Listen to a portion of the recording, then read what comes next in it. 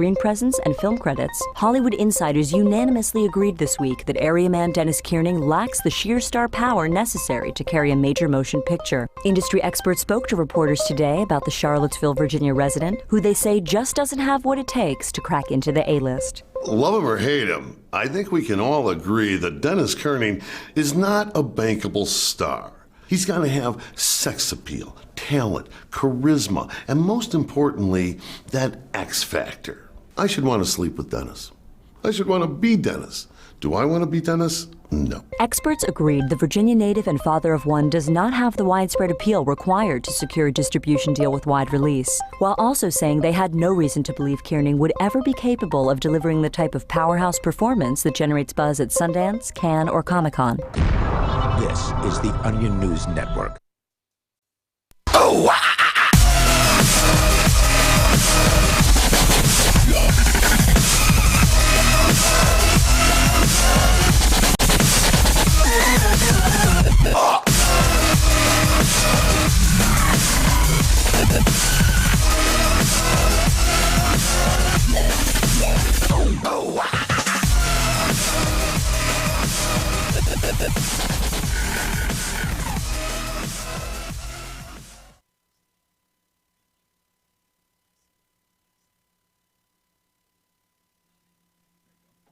You are listening to The Call to Freedom with Chris and Michael.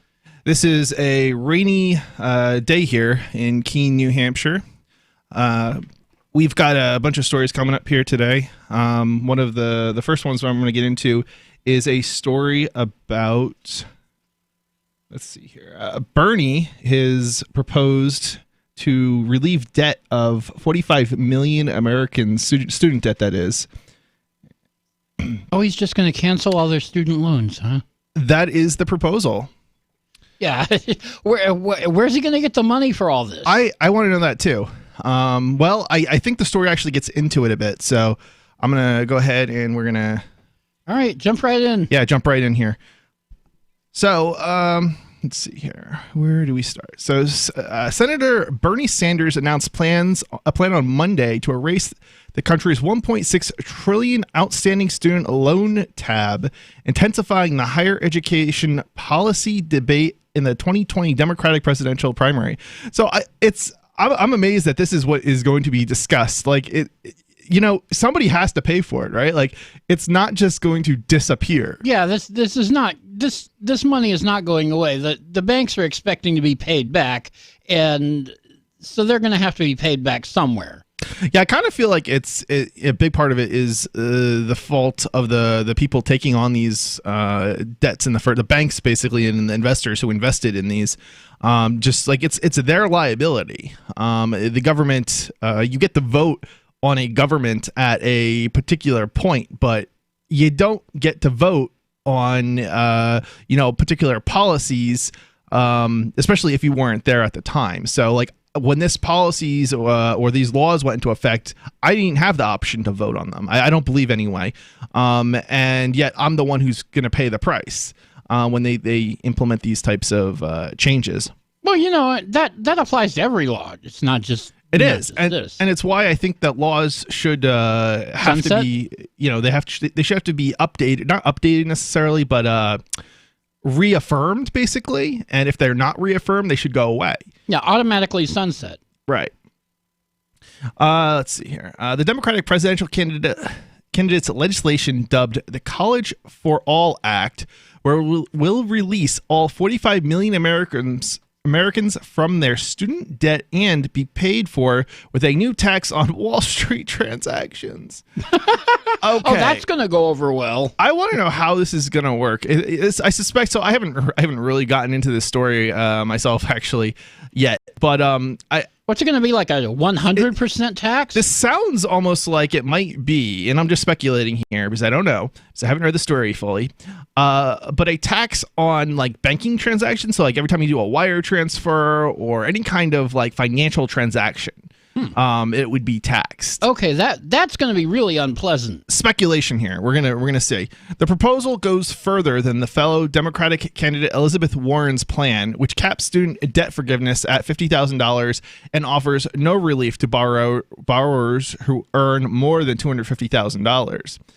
Outstanding education debt in the U.S. has eclipsed credit card debt and auto debt. Today, the average college graduate leaves school with $30,000 in the red, up from $10,000 in the 1990s, and 28% of student loan borrowers are in delinquency or default. To be honest, like $30,000 worth of debt doesn't really seem all that much, in terms of, it can be if you're like one of that 30% of all people who are just paying the minimum payment and not trying to get ahead of it. Yeah, I mean, I guess, but theoretically, you would be paying this over a period of years, so it's not like you owe the $30,000. I mean, I understand nobody's going to be able to pay $30,000. I mean, I shouldn't say nobody, but most people probably couldn't afford to pay $30,000 up front, like as soon as they graduate, right? I get that. No, nobody. But that's not what's happening. And the thing I think that's more interesting is not so much the $30,000 because that doesn't seem too bad. But this is the average, so it means that there's people above and below this number. So if you start to go up in number, I can understand this is kind of concerning.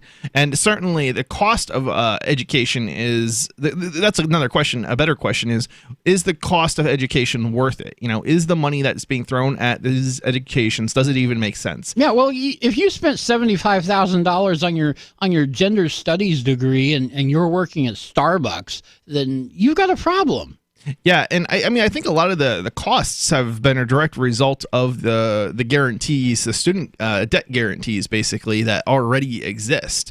If you default, well, actually, you can't. I guess you can't default on your student debt right now. Is that, I believe, is this situation, right? I don't know.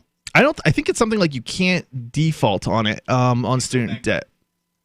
You can't go bankrupt from it. Okay, so. You can't use bankruptcy to get out of it. Right, exactly.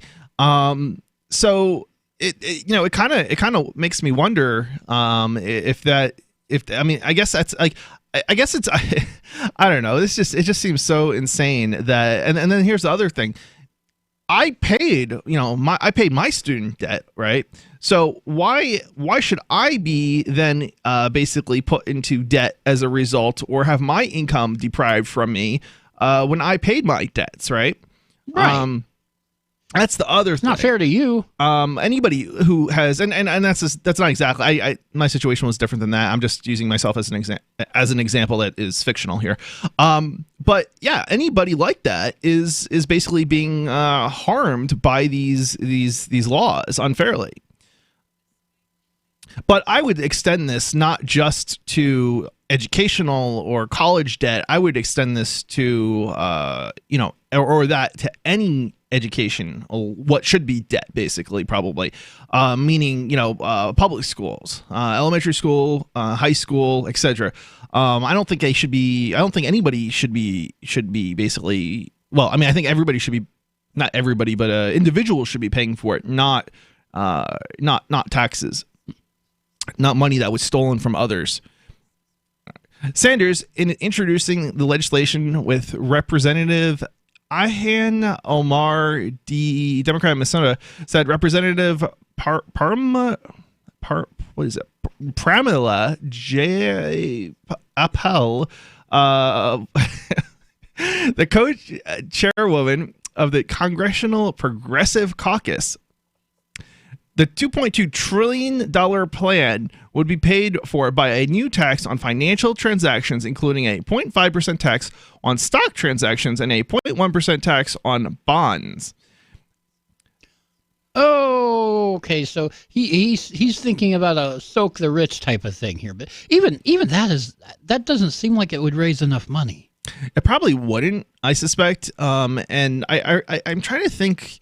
This kind of reminds me of something to the effect of like if McDonald's CEO were to like basically take $0 and his worth was like distributed amongst all McDonald's employees, they would end up with like getting like $1 a year raise or something like that. Yeah, it's like something insignificant, ridiculous. And I suspect that's the same type of situation that would happen here, but I don't know what the actual numbers ultimately end up being. Like math actually works out to, but yeah, well, these people aren't strong with math anyway, which is why they keep proposing stuff like this. That levy would raise up to $2.4 trillion over the next decade, according to the senator's office. Okay, sure. All right. So, okay, over a decade, yeah. But maybe what about all the that. people who continue to go to school? And so wait a minute. Is this? Then they're going to take out student loans, and then at the end of it, they're going to file for this program to not have to pay it back. Well, hold on. Is this just going to be for people who have student loan debt now? Or is it going to be for people who generate student loan debt going forward as well? Oh, it probably will because, well, it's Bernie Sanders. But it probably won't work if it's also for people going forward. Bingo! Yeah. Give us a call, 603-283-6160. You're listening to the Call to Freedom on LRN.FM.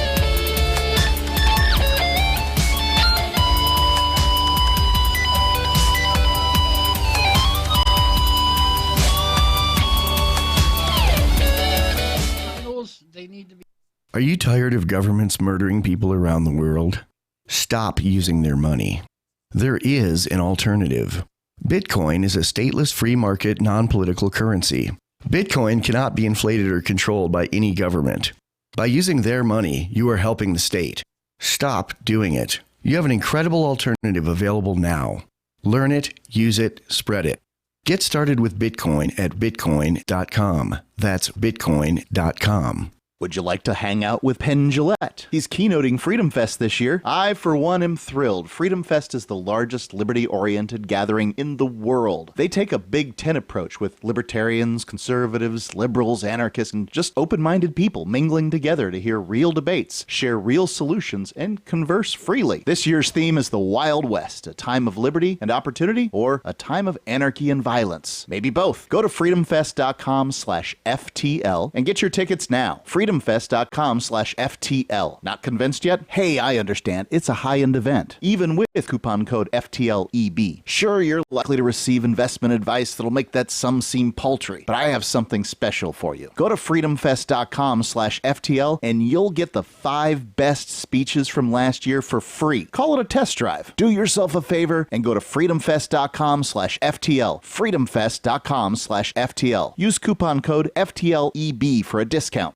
Some of you asked, and now we've delivered. LRN.FM's live Keene, New Hampshire studio shows are now streamed in HD on Twitch. Visit our channel at twitch.lrn.fm and give it a follow. If you have Amazon Prime, you get 1 free subscription on Twitch. If you use it on our channel, Twitch will give LRN.FM a monthly piece of your Prime subscription cost. So please watch, follow, share, and subscribe to twitch.lrn.fm. That's twitch.lrn.fm. So you've signed the Shire Society Declaration and are planning your move to New Hampshire to be around more liberty-oriented people. Next, sign up for the Shire Society Forum at forum.shiresociety.com. There are a bunch of people there who are already in the Shire, and they want to meet you. If you're already in the Shire physically, you should also come by the forums. Remember, not everyone uses Facebook. New people are signing up for the Shire Society Forum every month, so drop in and say hello at forum.shiresociety.com. Did you know you can listen to LRN.FM via our free-to-air satellite channels? We have channels over nearly all of North America and much of Africa. All you need is an affordable receiver and a dish as small as 30 inches. There are no monthly fees. Learn more at sat.lrn.fm. Plus, if you are a broadcaster or want to be one, this is a good delivery method for our content. See our coverage maps and get details at sat.lrn.fm. That's sat.lrn.fm. sat.lrn.fm. Don't you hate that feeling in the pit of your stomach when the police pull you over? Most people have no idea how to handle it properly, and they promptly get fed into the municipal fee-generating meat grinder. Or maybe you recall that feeling you get when you go to the mailbox and see one or more letters from the IRS. You get a sense of impending doom, don't you? So let me ask you, if you could learn how to use the law to beat the IRS, traffic tickets, almost any courtroom scenario, collectors, credit card debt, and even mortgage debt because of fraud perpetrated against you. Would that be worth knowing about? Don't laugh. Investigate. Check out the life-changing benefits of the Lighthouse Law Club at their website, lighthouselaw.club. That's lighthouselaw.club. And while you're at it, visit the Lighthouse Law Club YouTube channel. You might be in for a pleasant surprise. You can put the Liberty Radio Network on the air in your area. Visit broadcast.lrn.fm to learn how. Broadcast.lrn.fm.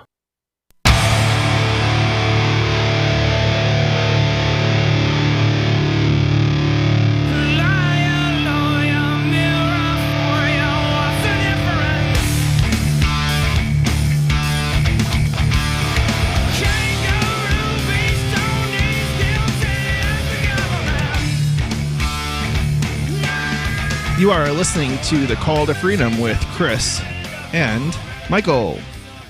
So we're just getting back from a story about how Bernie is looking to raise $2.4 trillion to, I guess, cover $2.2 trillion worth of debt. Is that what it says? Student loan debt? Yeah, something like that. And that's over a decade. And so basically they're going to tax the rich is the idea. Now, whether or not this will actually work, I'm a little skeptical. I think if I recall, every time they increase the taxation, they actually end up bringing in less revenue or something like that. Yeah. It doesn't actually have the effect that they Yeah, if they go above a certain point with the taxation, then the revenue falls off. All right, it's called the Laffer curve. Mm-hmm. Critics say Sanders and Warren's plan is too expensive and fails to target borrowers who most need relief. The top quarter of American earners hold about a third of the outstanding student debt. The top quarter of American earners hold about a third of the outstanding student debt. Interesting. Right. And why aren't they paying it off? I don't know. Most maybe because they have so much debt, it doesn't make sense financially to pay off or something. I don't know. I mean, this kind of reminds me of the reason some people give why they're not paying off their student debt. It's just they're not making enough money, basically. So it doesn't make sense to pay off, basically, because they'll never be able to pay it off or something to that effect. Most borrowers are capable of repaying their student loans, said Mark Kenzowitz, the publisher of SavingForCollege.com. Proponents say the proposal addresses a debt burden that has ballooned over the last decade and has stunted the financial lives of a generation of Americans. I mean, yeah, I think there's an argument that there is basically the debts have gone up. Student debt has gone up unreasonably, and I think part of that though is just because they guarantee the debts. There's more kids going to college, which means that there's more demand because they can afford to go to college, which means that basically and colleges know they can basically set whatever price they want. Yeah, they jack the prices up because there's all this free money coming in. Right, exactly. That's how markets work. Right. It's not necessarily, and the crazy thing is, it's not even like a lot of the kids that are coming out of college, and they're not even getting anything of value in return, or very little of value in return for all of this money that they're throwing at it. Yeah, exactly. And that's been going on for quite a while, actually. A piece of paper, that says, that they have, gone through college isn't necessarily all that useful to the real world. Now, it can be in some circumstances, but I would speculate that probably most college students who graduate don't really, they don't end up, and I bet if we look at like actual statistics, they don't actually end up in jobs where their college education actually is useful. So maybe they went to school for computer science, but then they get into business and they don't actually use the skills that they came on. And I would say computer science is actually one of the more useful, skills to actually get. It's just the reality is that the jobs that are out there don't always align with what people are going to college for. So, people go to college for teaching, for example, and then they can't get teaching jobs, things like that.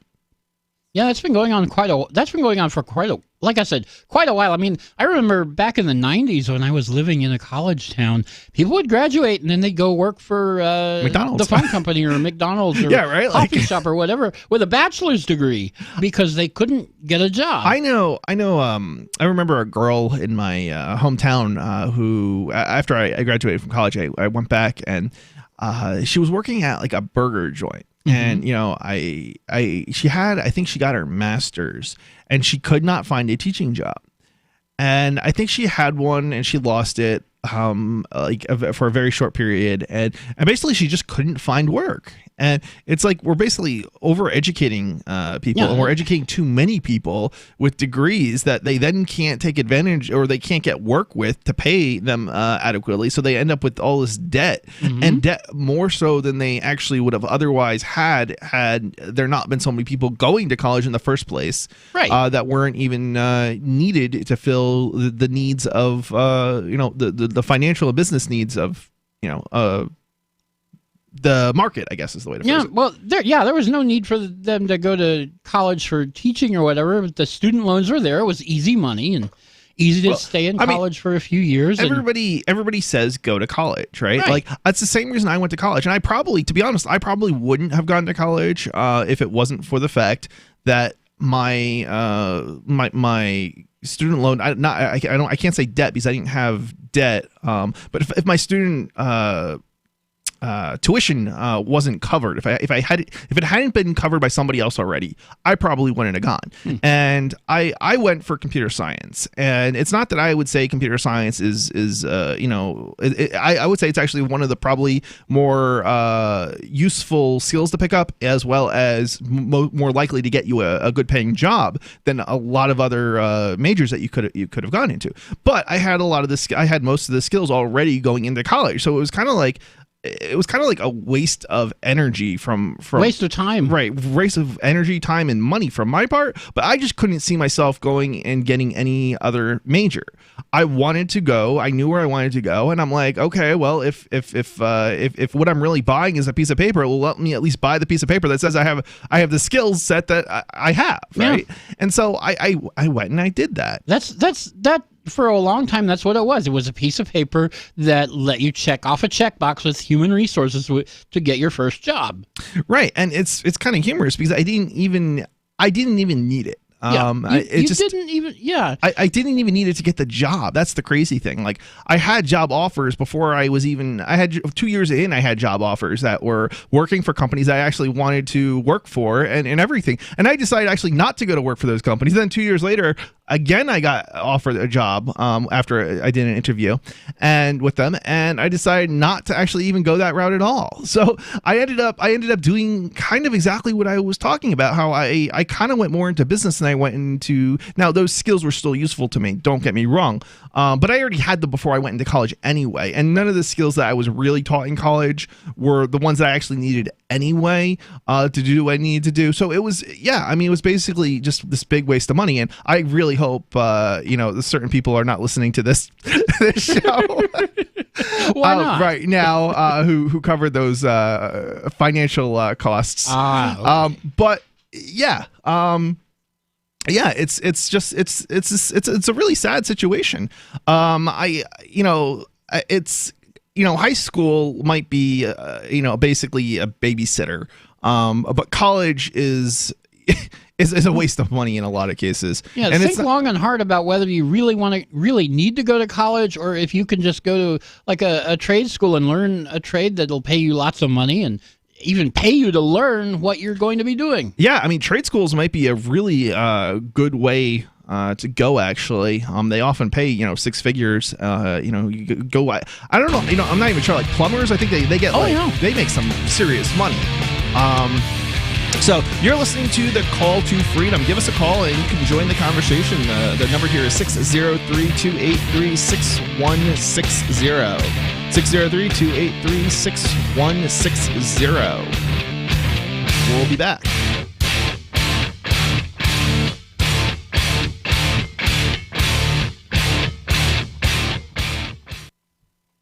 Free Talk Live, the show where anyone can call about whatever they want. And we do mean anyone. You're on Free Talk Live. Hello, Helen. About almost 3 decades ago this fall, little creatures appeared in my consciousness. Little creatures? They introduced themselves to me as Matilda and Mumford Rabbit. Huh. They come from a higher planet, more spiritually evolved. Matilda Rabbit has a habit of using God's gift of free speech. Matilda Rabbit has the habit of snoring in her sleep, but not before she does implore the Lord her soul to keep. Is it the same God? Oh, yeah.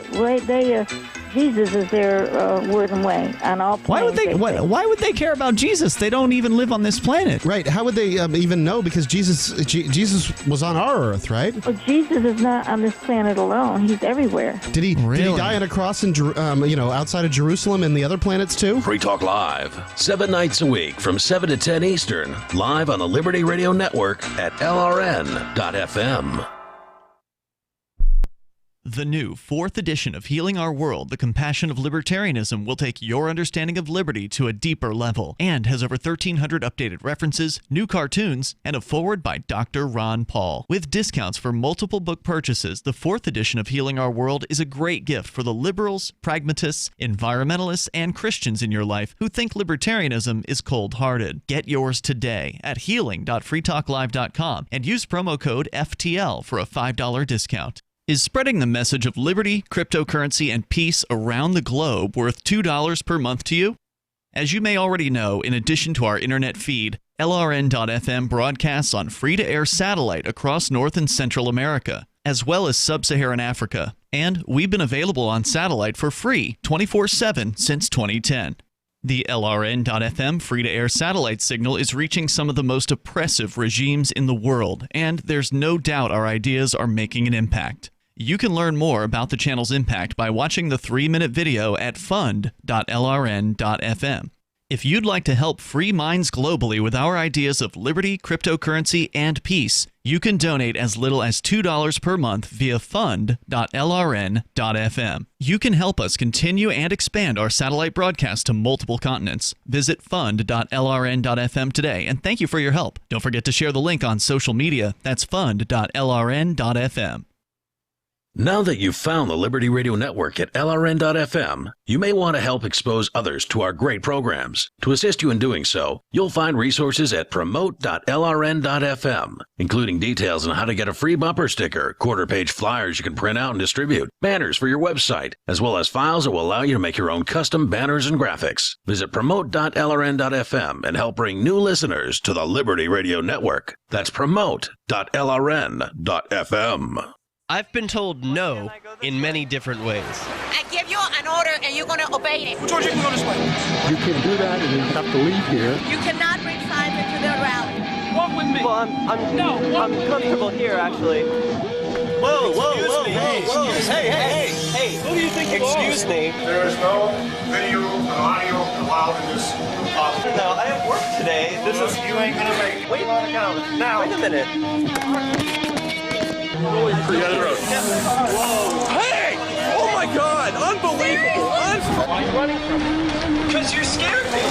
What am I being detained for? You're being served. What is this? You're being served. What is this? Bureaucrats have a funny way of telling people no. That's the sound of the men working on the chain. Derek J's Victimless Crime Spree. Watch it for free and order the Director's Cut DVD at victimlesscrimespree.com. Help get LRN.FM into more ears. Visit promote.lrn.fm for a free bumper sticker, flyers, banners, graphics, and more. Promote.lrn.fm.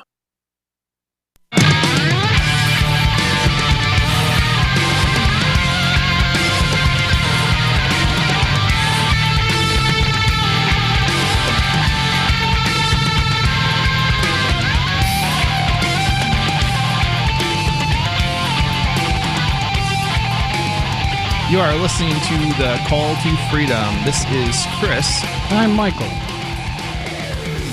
So we're just finishing up with a story about how Bernie wants to basically tax everybody for the purpose of relieving the debt of student loan borrowers, basically. Yeah, we're going to just get rid of everyone's student loans, and we're going to tax all the stock transactions to do it. All the stock exchange transactions. That's where the money's going to come from. Right. I want to know if they're planning to, refund all the student loans that, the rest of us have taken out and paid off. No.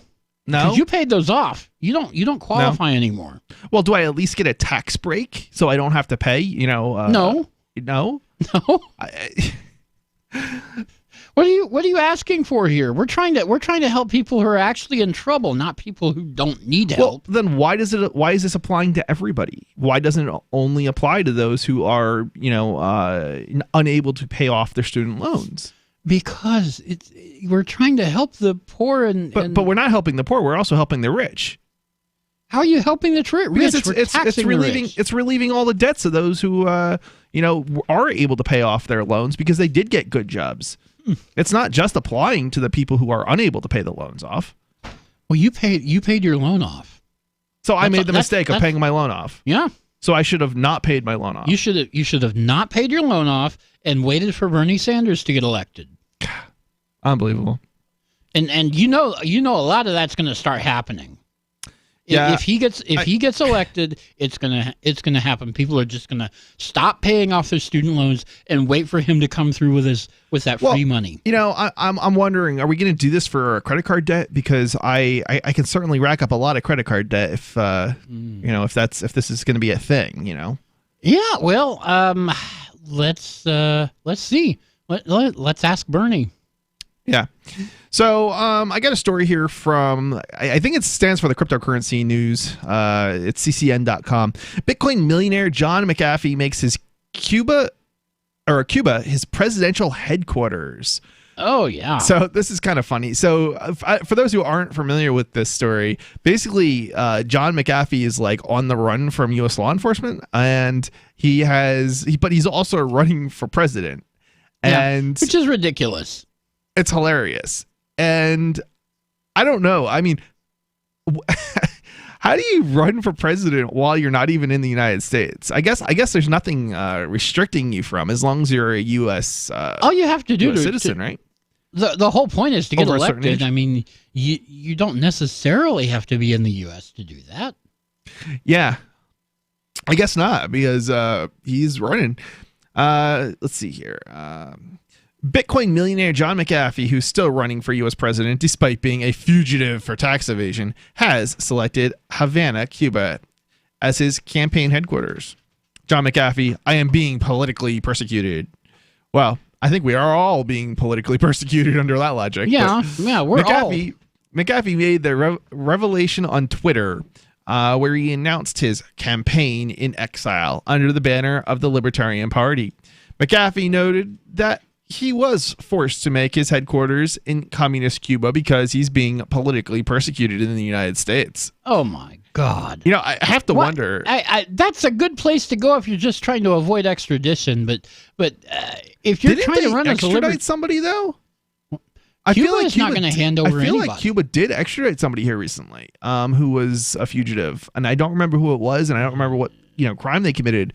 But I have no idea what you're talking about. Well, I might be mistaken, but you know how relations have been... No, I know Cuba did tell the U.S. to go pound sand when they asked for somebody back. I think there's been two cases where they have where the U.S. and Cuba have cooperated in recent years, and I think there was one in which they extradited somebody from Cuba. Actually, you know what? This might have been a long time ago. Didn't they stop? They started extraditing people who fled to Cuba to escape political oppression in the United States. Like people would get on planes, hold the planes hostage, and basically force them to fly to Cuba. And they started to extradite those people. I think that's really old news. So I don't really remember. Yeah. I mean, I think we're talking I don't even know, like in the 70s or something like that. But then there was another case I think more recently where they did it. I don't think it involved a plane though. And then there was also the case where the U.S. actually, not extradition so much, but there was a child who was Elian Gonzalez. Yeah, sent back to Cuba from the United States after he had reached land. Yep. So that was, it's and then of course there's also they've lifted some of the restrictions for visiting Cuba as I believe a tourist. So, for, I don't know, 40 years or whatever, you couldn't visit Cuba as a tourist. And I don't even know, even if you had relatives there, I don't even think you'd visit then for most of that time. So, yeah, it's certainly an interesting situation. Let's see here. Interesting choice of places to go. I mean, there are plenty of other places where the U.S. would not be able to extradite you. But Cuba, it's an odd choice for a libertarian. Yeah, I don't know. Or a supposed libertarian, because I no longer believe that John McAfee is a libertarian. I don't know that he is either. I don't know if he ever was, but I certainly think he is an interesting candidate. And he's a character, though. Oh, he's certainly a character. He's it's definitely a character. McAfee, government is attacking crypto, and this is true. Hours earlier, McAfee torched the U.S. government, the body that he wants to lead, saying it has enslaved its citizens. Moreover, McAfee warned that the government is attacking cryptocurrency and is therefore undermining financial freedom. Oh, yeah, they've been doing that. I mean, maybe not the cryptocurrency, but undermining financial freedom for sure. They've been doing that forever. I mean, yeah, right. Like, that's we're talking about procedure. As soon as they, what was it?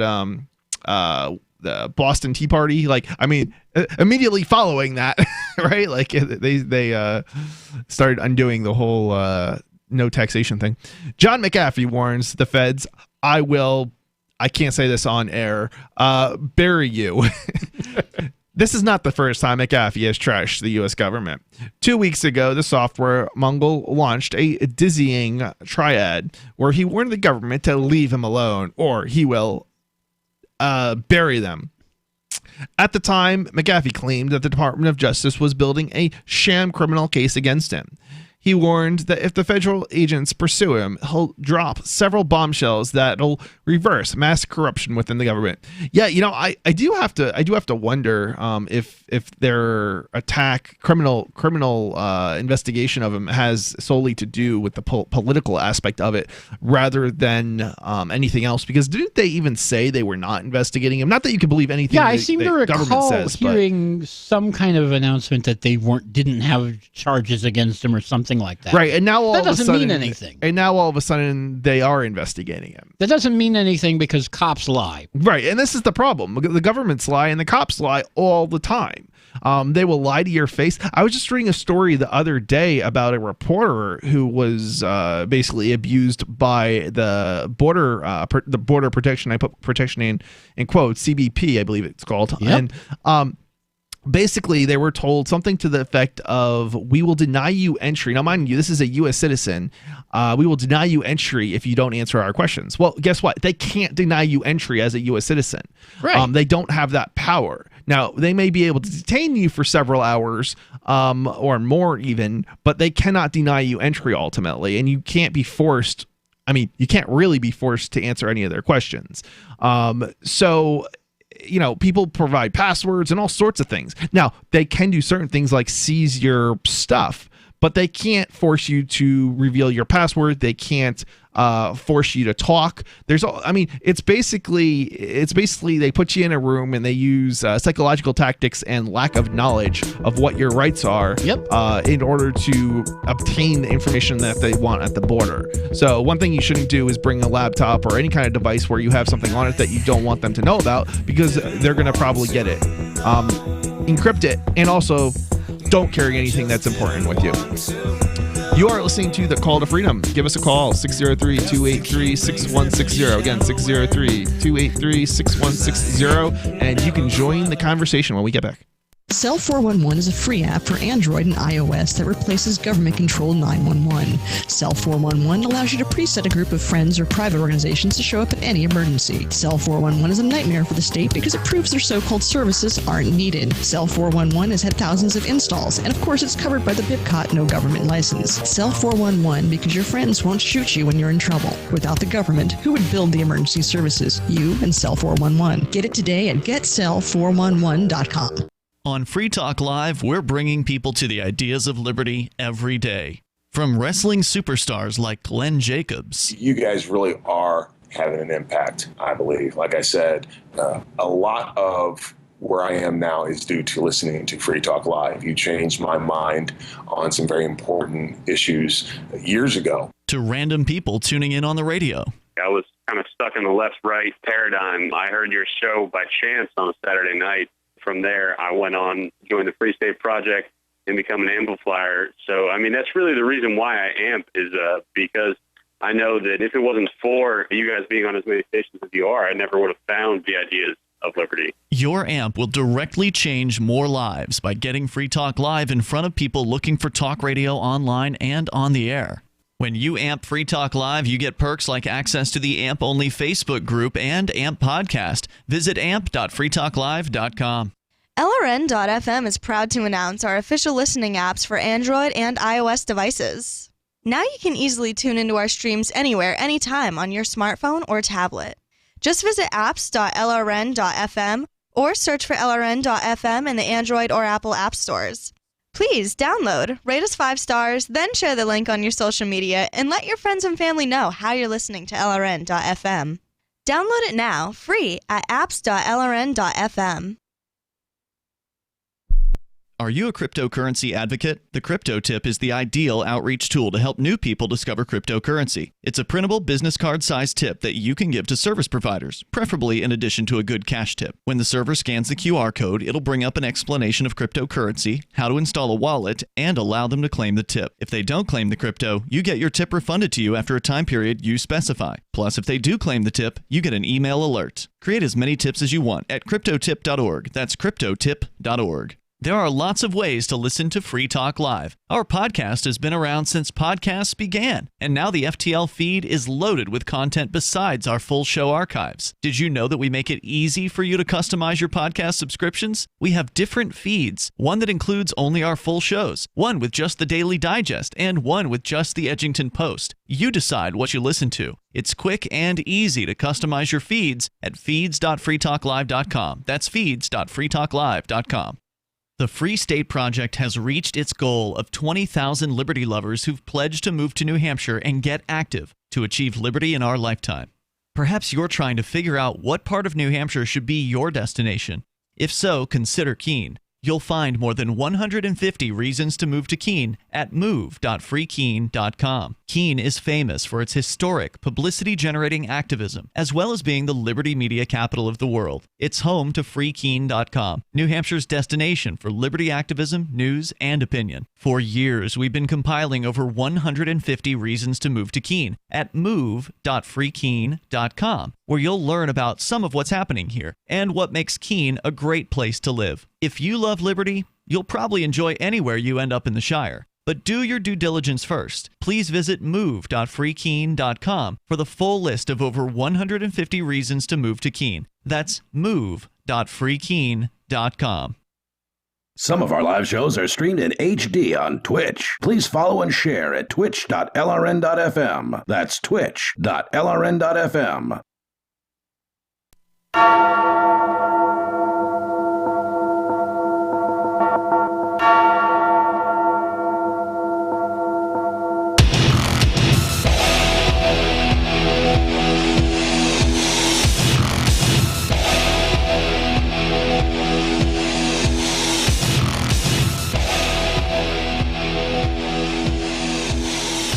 So you're listening to The Call to Freedom, streamed live from our beautiful Keene, New Hampshire studio here. We're discussing how McAfee is basically made Cuba his presidential headquarters because he's on the run from law enforcement.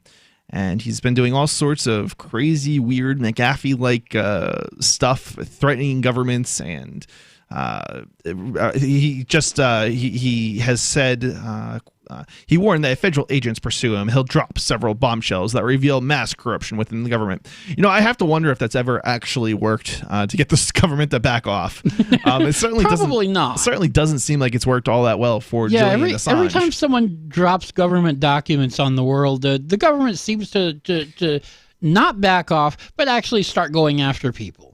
Now, you know, McAfee did take a tact from Edward Snowden's playbook that has worked fairly well, and that is to flee to a country that is probably not going to extradite. In Snowden's case, it was Russia. In McAfee's case, it was Cuba. Well, Snowden didn't really choose Russia. He just kind of got stuck there. Yeah, to some degree. I have to wonder, though, if he must have made some sort of conscientious decision when he flew out of Hong Kong as far as where to go, right? So I don't know how much he got. To some degree, he did get stuck there, I think. But to another degree, it was probably only because he couldn't fly onward. Yeah, my understanding is he was en route to Ecuador at the time. Right. But I'm sure there are no direct flights from Hong Kong to Ecuador. You have to change airports somewhere. Right. But like he wouldn't have flown from Hong Kong to the U.S. to Ecuador, right? Right. So I think that's kind of like what I'm trying to say is, there was some conscientious factor involved when he flew through Russia and not, say, the United States or some other European friendly country or U.S. friendly country in Europe, for example. And I don't know exactly what options he had from Hong Kong to get to Ecuador, but I would imagine there's probably more than one. But maybe I'm wrong. I don't really know that much about getting to Ecuador from Hong Kong. Let's see here. As it is, McAfee never followed up on his threats. Well, he didn't disappear. Well, he didn't have to follow up on his threats, right? I mean, how would you even know when to follow up on your threats until you're actually like arrested, right? Like you don't really know what they're doing. However, if it's true that federal agents are pursuing McAfee, it's probably because he admitted that he hasn't paid taxes for almost a decade. Well, hold on. There are a lot of people who have admitted that they haven't paid taxes for almost a decade. I believe. Not all of them are billionaires. That is true. But I want to say we have other libertarians on LRN shows that have repeatedly claimed or said that they haven't paid taxes for a decade. So, I don't know.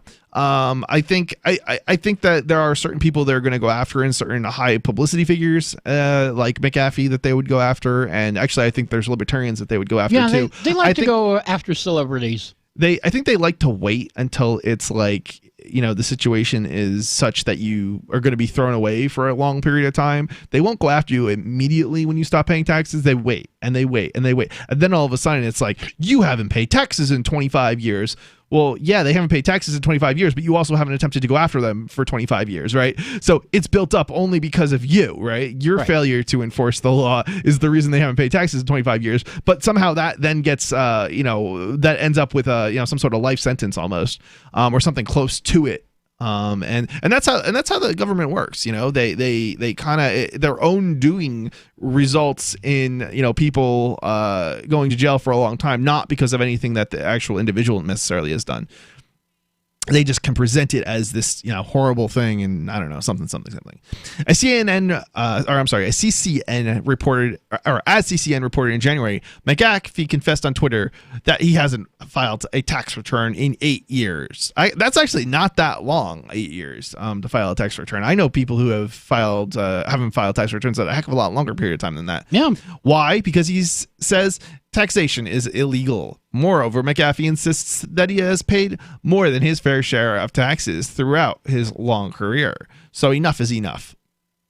Yeah, unfortunately, you're actually paying for your own enslavement. It's kind of a weird situation, but it is at a point of a gun. So you can't really blame people for paying, but at the same time, it's like if we just all stop paying, we wouldn't have that gun, pointed at us. I don't blame people for giving it up when the robber puts the gun in their face. Yeah, it's hard to. What would be more interesting is to finance a alternative to taxation. Well, robbery. Yeah, essentially, so instead of paying the government that tax money, you paid some other entity. But what would the other entity do? Theoretically, all they would be doing is defending you from the other thug. Right. It's you're basically swapping one for another, but at the same time, at least you're voluntarily doing it, if that makes any sense. Maybe. I don't know. 2008 financial crisis wiped out 100 million fortune. John McAfee is a cybersecurity pioneer who created the McAfee antivirus software program. At the peak of his wealth, McAfee's net worth topped $100 million. There are so many people I have known that have had large amounts of money at various points and then lost it all, and then at other points gained a lot of it back or more back. And I just I don't know how you lose $100 million. It just is.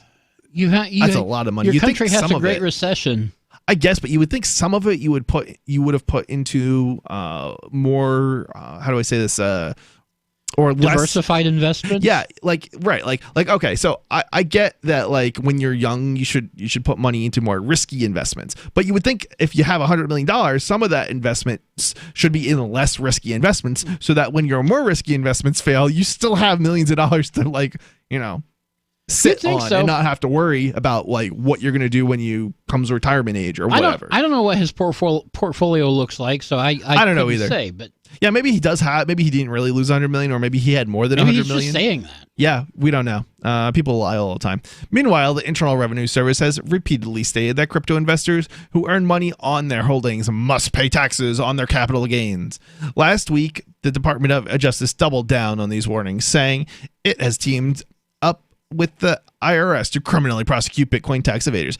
They're coming for you. What I want to know is how anybody is actually supposed to, like, anybody who actually uses cryptocurrency, like, as a currency, is supposed to keep track of, their spending in such a way that they're even able to, identify what their taxes are owed. You can't. It's impossible. It's right, because if you're constantly putting money in and taking money out, right? Like, how do you know which money was an investment and which money is, which part of the crypto was actually spent? Like, there's not a mechanism to do that.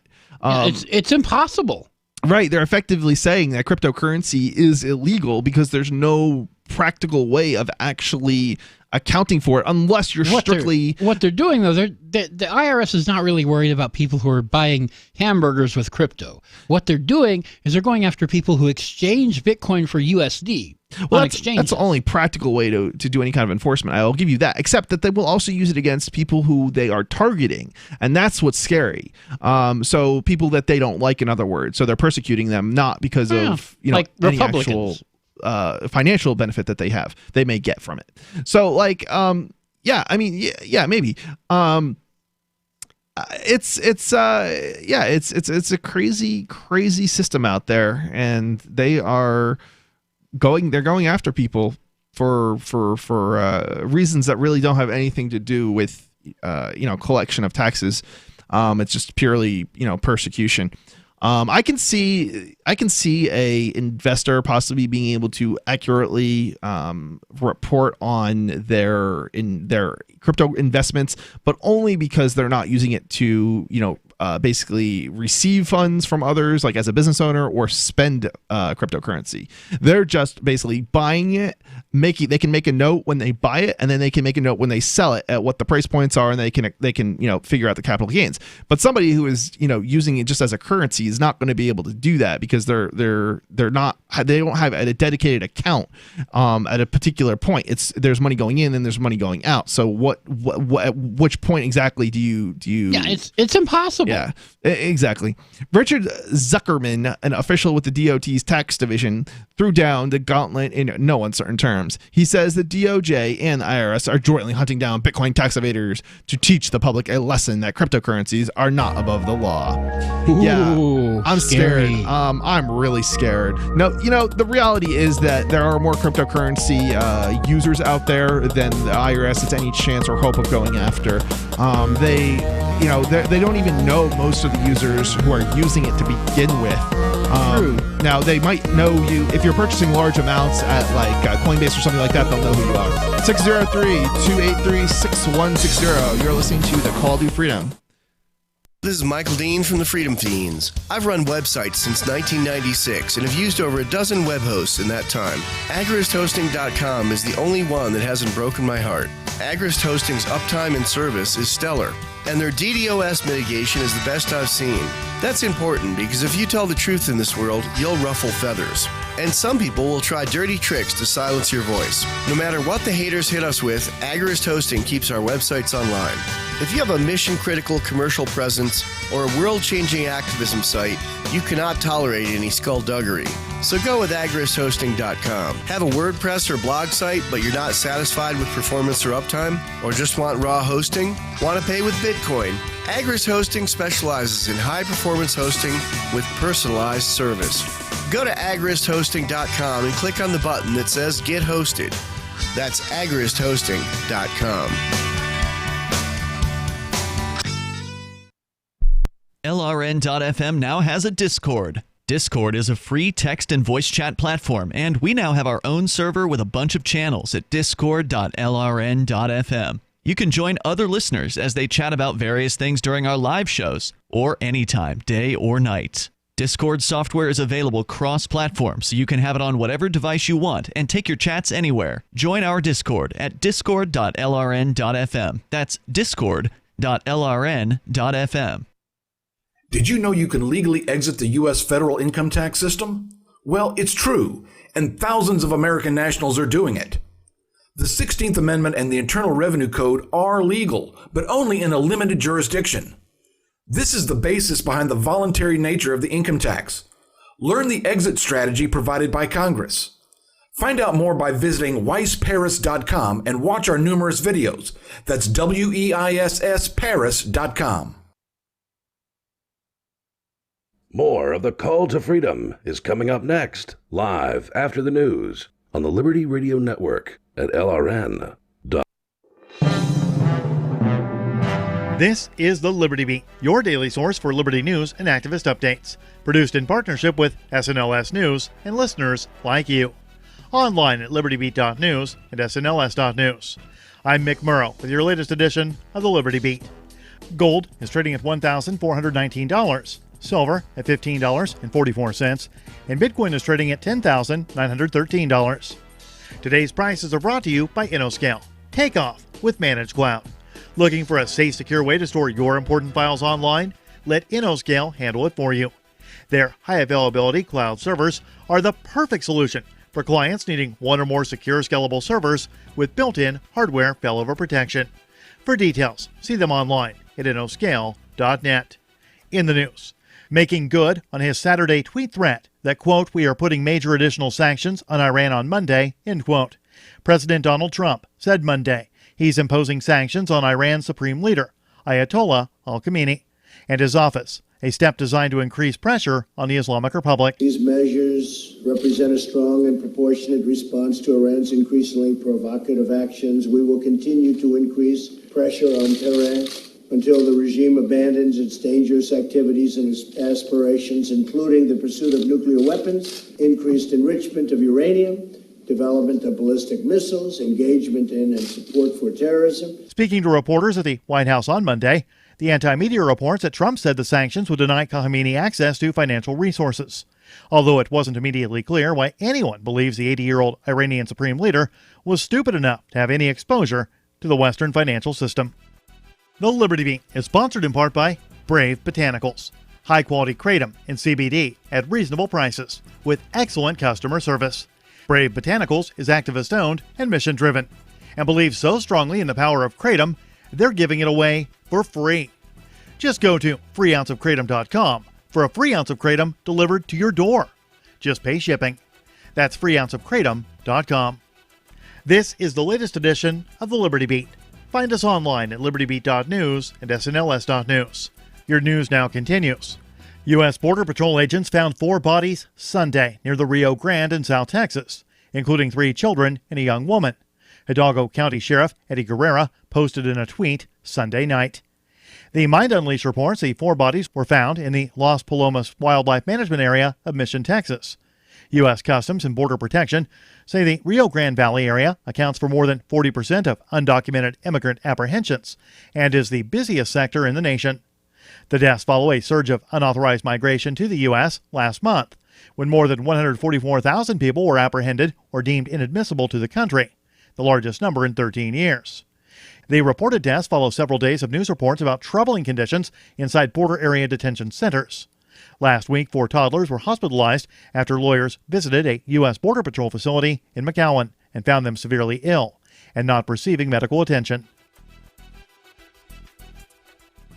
The British government last year licensed arms deals worth over $17.8 million to Israel, even as Israeli soldiers were accused of intentionally firing on Palestinian protesters at the Gaza border in what the UN says may be potential war crimes.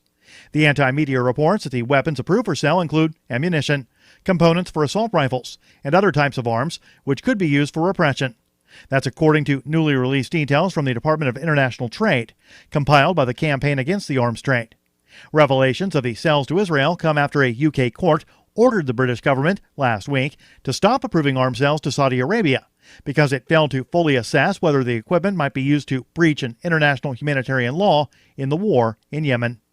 One sale for more than $125,000 worth of military training equipment was approved on May 18th last year, 4 days after 68 Palestinians were killed by Israeli troops on the most deadly day in Gaza since the 2014 Israeli offensive. Support for the Liberty Beat comes from the Conscious Resistance Network, featuring videos, news reports, and articles from a spiritual anarchist perspective. Experience the Conscious Resistance at theconsciousresistance.com. How would you like to have your business featured on the Liberty Beat? You can. Just send an email to libertybeat@snls.news for details. This is the Liberty Beat, produced in partnership with SNLS News and listeners like you. The Liberty Beat is online at libertybeat.news and snls.news. I'm Mick Murrow, reporting for the Liberty Beat, reminding you, spread liberty with a smile.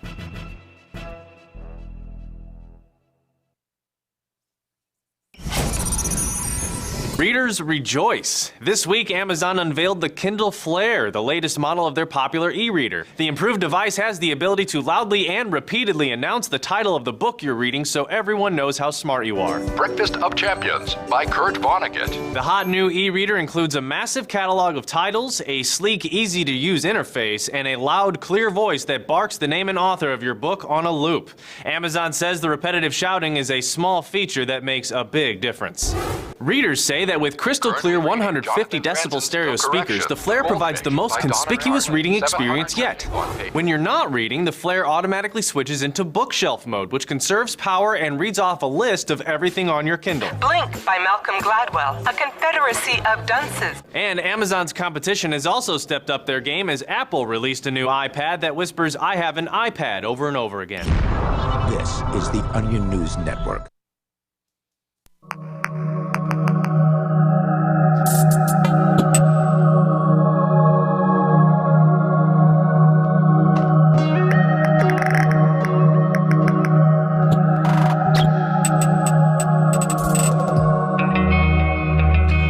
You are listening to The Call to Freedom with Chris and Michael. Right. So we're about to get into a story about a journalist that I teased earlier unintentionally that I didn't realize we actually had in our show notes. Apparently, the power of border officials was unclear to a journalist until they attempted to violate her rights. His rights. Oh, his rights. Okay. You didn't actually look at this story? I did read the story. I don't know. It was like the other day, so I think I read the story before you actually brought it in. All right. Now I'm thinking about it. Yeah. All right. So Seth Harp at The Intercept is writing in first person, and we're going to read this. I'm a journalist, but I didn't fully realize the terrible power of U.S. border officials until they violated my rights and privacy. And this is something you hear about in the news a lot sometimes, but you don't really get it until you've actually gone through it and they've had you in that little room for hours. Yeah, and this seemed the story seemed actually much more intense than what I've heard from other people who have been targeted. Yeah, they really worked him over here, at least psychologically. Yeah. So I'm just going to read his words, and if I say I, that means Seth at The Intercept. I should have kept my mouth shut about the guacamole. That made things worse for me. Otherwise, what I'm about to describe could happen to any American who travels internationally. It happened 33,295 times last year. My work as a journalist has taken me to many foreign countries, including frequent trips to Mexico. On May 13th, I was returning to the U.S. from Mexico City when, passing through immigration at the Austin airport, I was pulled out of line for a so-called secondary screening, a quasi-custodial law enforcement process that takes place in the Homeland Security Zone of the airport. Austin is where I was born and raised, and I usually get waved through immigration after one or two questions. I'm also a white man. More on that later. This time, when my turn came to show my passport, the U.S. Customs and Border Protection officer was more aggressive than usual in his questioning. I told him I'd been to Mexico for 7 days for work, that I was a journalist, and that I traveled to Mexico often, as he could see from my passport. That wasn't enough for him, though. He wanted to know the substance of the story I was currently working on, which didn't sit right with me. I tried to skirt the question, but he came back to it pointedly. I was going on 3 hours of sleep, and I hadn't had anything to eat in the last 12 hours besides some popcorn and peanuts and a Monster energy drink. Had my blood sugar been higher, I might have cheerfully told him. Instead, I muttered something about not having a legal obligation under the circumstances to disclose the contents of my reporting. The agent, whose name was Monsivius, said we would see about that. He asked me to follow him into the secondary screening area. "Oh, come on, man," I said, checking the time on my phone. It was just after noon. "This is going to be a huge waste of time." "I'm here all day," Monsivius said. He might have been 30 years old, clean-cut, with dark hair and light skin. He and I were close enough in age that there was definitely some male primate posturing going on between us. At one point, I told him that I had been in the Army. "Thank you for your service," he retorted. They're not even civil to each other, the bureaucrats. Yeah, they're not when they're in a different bureaucracy. Yeah, isn't this kind of like the FBI versus like the police, or the local police versus state police? There's like it really is rivalry between them. I just think it's kind of funny. But I guess I don't know. I guess that's bureaucracies for you. There's always fighting amongst. If you're not us, you're them, and that applies even to I don't know, FBI versus CIA or local police or whoever. In retrospect, I was naive about the kind of agency CBP has become in the Trump era. Though I've reported several magazine stories in Mexico, none have been about immigration. Of course, I knew these were the guys putting kids in cages, separating refugee children from their parents, and that Trump's whole shtick is vilifying immigrants, leading to many sad and ugly scenes at the border, including the farcical deployment of U.S. troops. But I complacently assumed that wouldn't affect me directly, least of all in Austin. Later, I did remember reading a report in February about CBP targeting journalists, activists, and lawyers for scrutiny at ports of entry south of California, but I had never had a problem before, not in the lifetime of crossing the Texas-Mexico border scores of times on foot, by car, by plane, in a canoe, even swimming. Of course, it's not a problem until it happens to you, right? Like, yeah, it doesn't. It's not. People always think that it's like, well, it doesn't happen to me because I'm a good person or something. Yeah. And it's like it doesn't work like that. Yeah, that's not how it works. When it will happen to you eventually. It happens, but it doesn't happen right away. It happens it'll happen at some point in the future, and you're just digging yourself a deeper hole by supporting the system. That is. Yeah, when it happens to you, then you might think twice about it. But do you really have to wait until it happens to you? I mean, come on. Learn from others' experiences. Don't wait until you're the one being bullied. Right. So he says, this was the first time CBP had ever pulled me aside. When asked to comment on specific details in this story, a CBP spokesperson responded with a canned statement, replete with a sort of pseudo-military terminology that betrays the agency's sense of itself not as a civil customs service, but as some kind of counterterrorism strike force. Quote, CBP has adapted and adjusted our actions to align with current threat information, which is based on intelligence.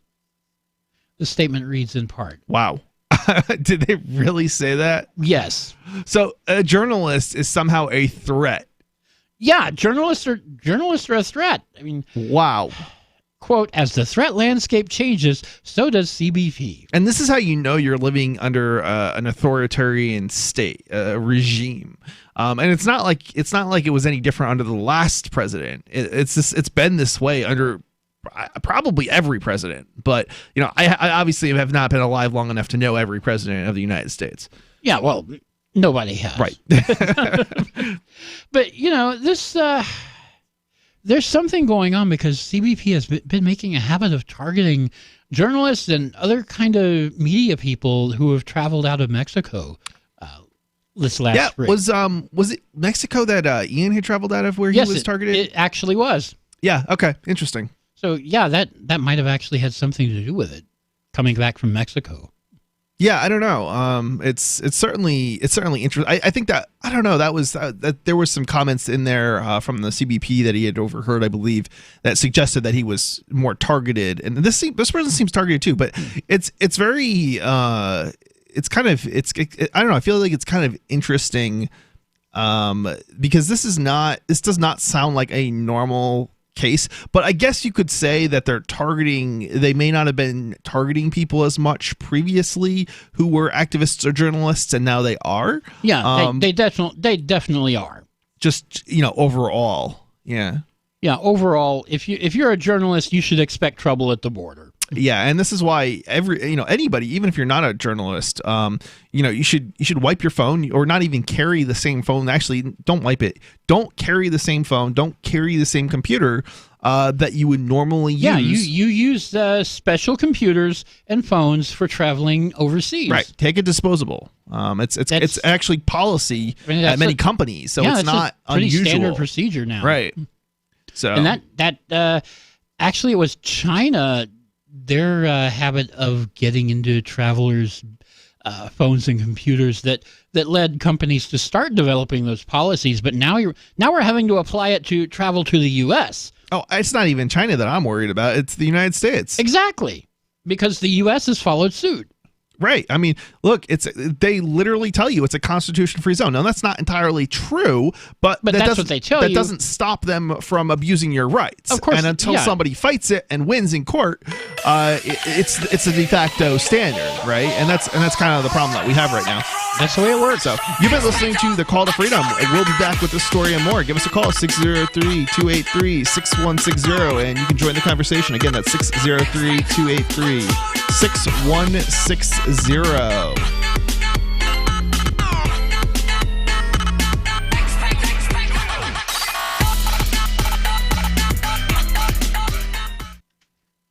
My name is Jacob Hornberger. I'm president of the Future of Freedom Foundation, which Congressman Ron Paul awarded for having an outstanding freedom website.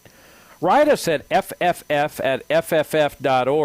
and we'll send you a free 3-month subscription to our monthly journal of libertarian essays and our booklet, Economic Liberty in the Constitution, which George Mason University economics professor Walter Williams praised in a recent column. That's fff@fff.org. We have some good news. The indictments against Ross Ulbricht in the District of Maryland were dismissed with prejudice, meaning they can never be refiled. This is especially good because those indictments contain the only charge ever made that Ross engaged in murder for hire. This was a serious allegation that Ross Ulbricht denies. It was never prosecuted or ruled on by a jury, but was trumpeted by the federal government and the media as if it were proven fact. The Maryland court held these indictments for almost 5 years, poisoning Ross's case and leaving him under a cloud of unproven allegations.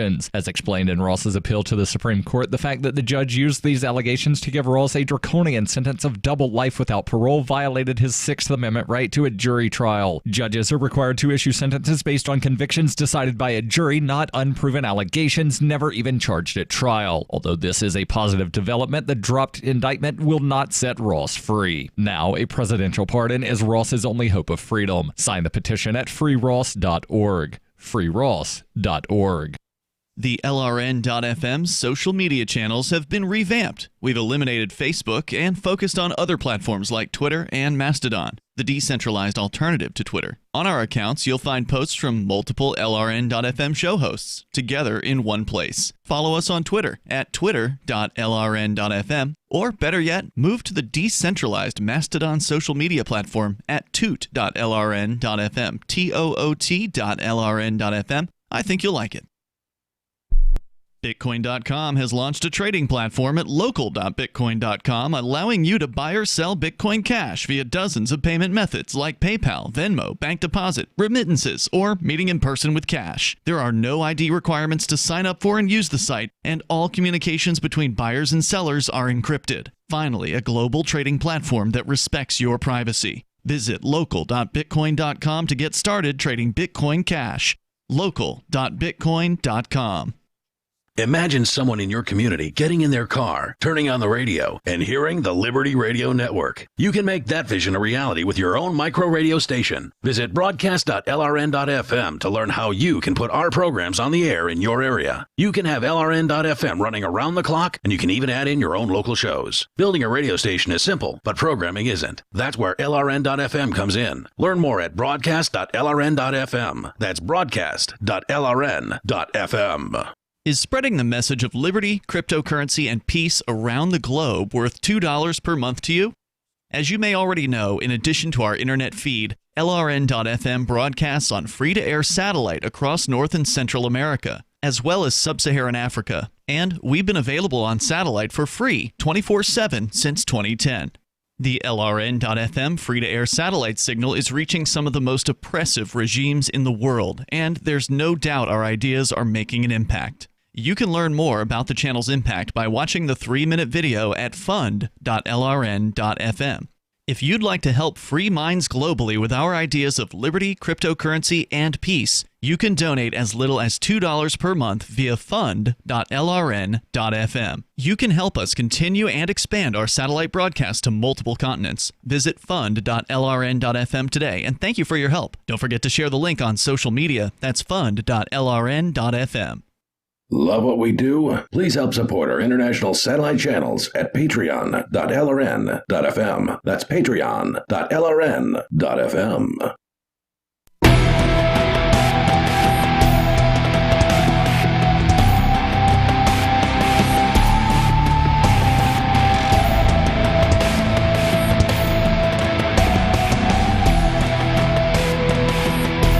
You are listening to The Call to Freedom with Chris and Michael.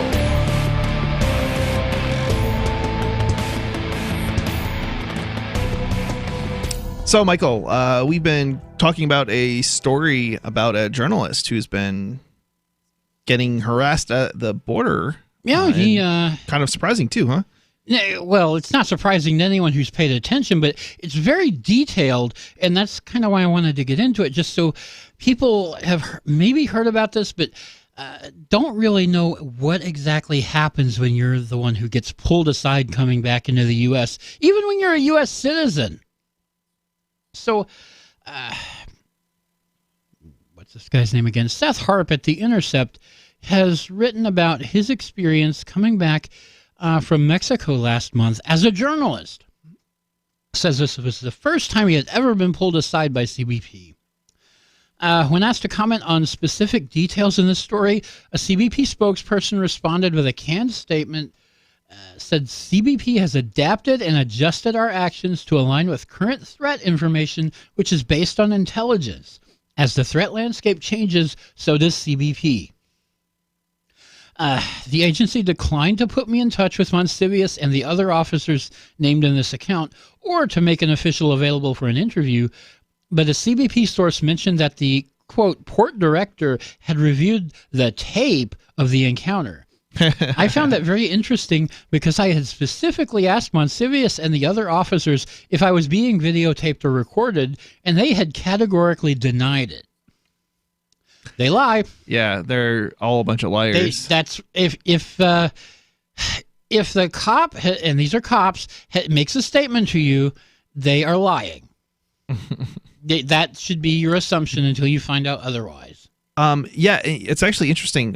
So one of the things you have to remember when talking to any kind of law enforcement agency is that they're allowed to lie to you. Yeah. They can tell you things like, oh, you're required to, tell me, or you don't have free speech rights or something like that. I actually was told by a cop, I don't have a First Amendment, right. Like, really? Yeah. And this was after he said I'm under arrest and I invoked my rights. They literally, they can and they will lie to you. So yes, you have to be prepared for that. You have to know your rights and remain silent. Basically, there is no officer friendly out there. There probably never was. Oh no. No. The only officer friendly is in the marketing department. Yeah. Well. So he gets pulled into secondary, and I Continue with the story here. We passed through a detention area harshly illuminated by fluorescent lights where armed CBP officers in dark uniforms outnumbered the few tired-looking travelers. The officers all had Homeland Security patches on their shoulders and pistols on their belts. Monsivius sat me down in a side room with a desk, 2 chairs, and a microscope on a filing cabinet. He left the door open. Isn't that an interesting component, like microscope on a file? What would they use that for? I have no clue. That just seems so out of place. You have to wonder if that's not some sort of psychological thing that they're trying to do with that. Yeah, what the hell's that doing there? I mean, that's what do you do with a microscope? You examine something, right? Right. Like something really tiny. So they're gonna. I guess it's kind of like saying that they're gonna dig into every little aspect of your life and kind of freak you out. I guess. Yeah, that could be literally what it means. I mean, that's the message it almost is sending. Because you have to remember, guys, this is a room with nothing in it other than a table and 2 chairs. Right. So there's nothing else in this room, basically. Yeah. Microphone or microscope and a filing cabinet doesn't make a whole lot of sense except for a psychological ploy. So you need to be prepared for that too. Continuing, a bespectacled supervisor named Lopez made an appearance. In a polite back and forth, I was told that I was not under arrest or suspected of any crime and my citizenship was not in doubt. But if I didn't answer the questions asked by the, quote, incident officer... And this is where the lie comes in. Right. This is where the lie comes in. I wouldn't be allowed into the United States. Right. Lie. They are a bunch of liars. As a U.S. citizen, you cannot be denied entry into the United States. Even if you don't have a passport, they cannot deny you entry into the United States. Right. They might detain you for a bunch of hours, but they eventually will have to let you in. Yep. And I believe we actually we know people here in the studio that had that actually happen to them, where they attempt to come across the border it has from happened. Canada, and they got a talking to, but they ultimately let the people back in because they were U.S. citizens. Yeah, it has happened. So he says, which I later learned was an empty threat, as CBP cannot exclude American citizens from entering the country. Lopez handed me some brochures and left the room. Monsivius was joined by an Anglo officer named Pomeroy, who had a shaved head and looked a little older. They stared at me expectantly. Quote, fine, I said. Quote, for the last 6 months, I've been doing an investigative journalism project to determine which restaurant has the best guacamole in all of Mexico. I mean, this is just hilarious. It sounds like a lie, but it sounds like, right now it sounds like a lie before we get into this, but it sounds like as we read further along, it sounded like he was actually telling the truth here. And this is just what blows my mind. It's really, are there people actually writing stories on the best guacamole in Mexico? Yes, I mean, is that real? Is it some sort of food? That's a real thing. Publication? Or is he a food reporter or something? No, but not necessarily. But it is something a journalist could be assigned to do. I guess. So Monsivius didn't miss a beat. He said, quote, and what restaurant is that? Quote, El Parnida on Avenida Yucatan in Mexico City, I told him truthfully. The flippancy would cost me. From then on out, the officers made it clear that I was in for a long delay. When I saw how mad they were, I lost interest in the principle of the thing. In reality, I didn't care if they knew what the story was about. The draft was done and my editors had a copy.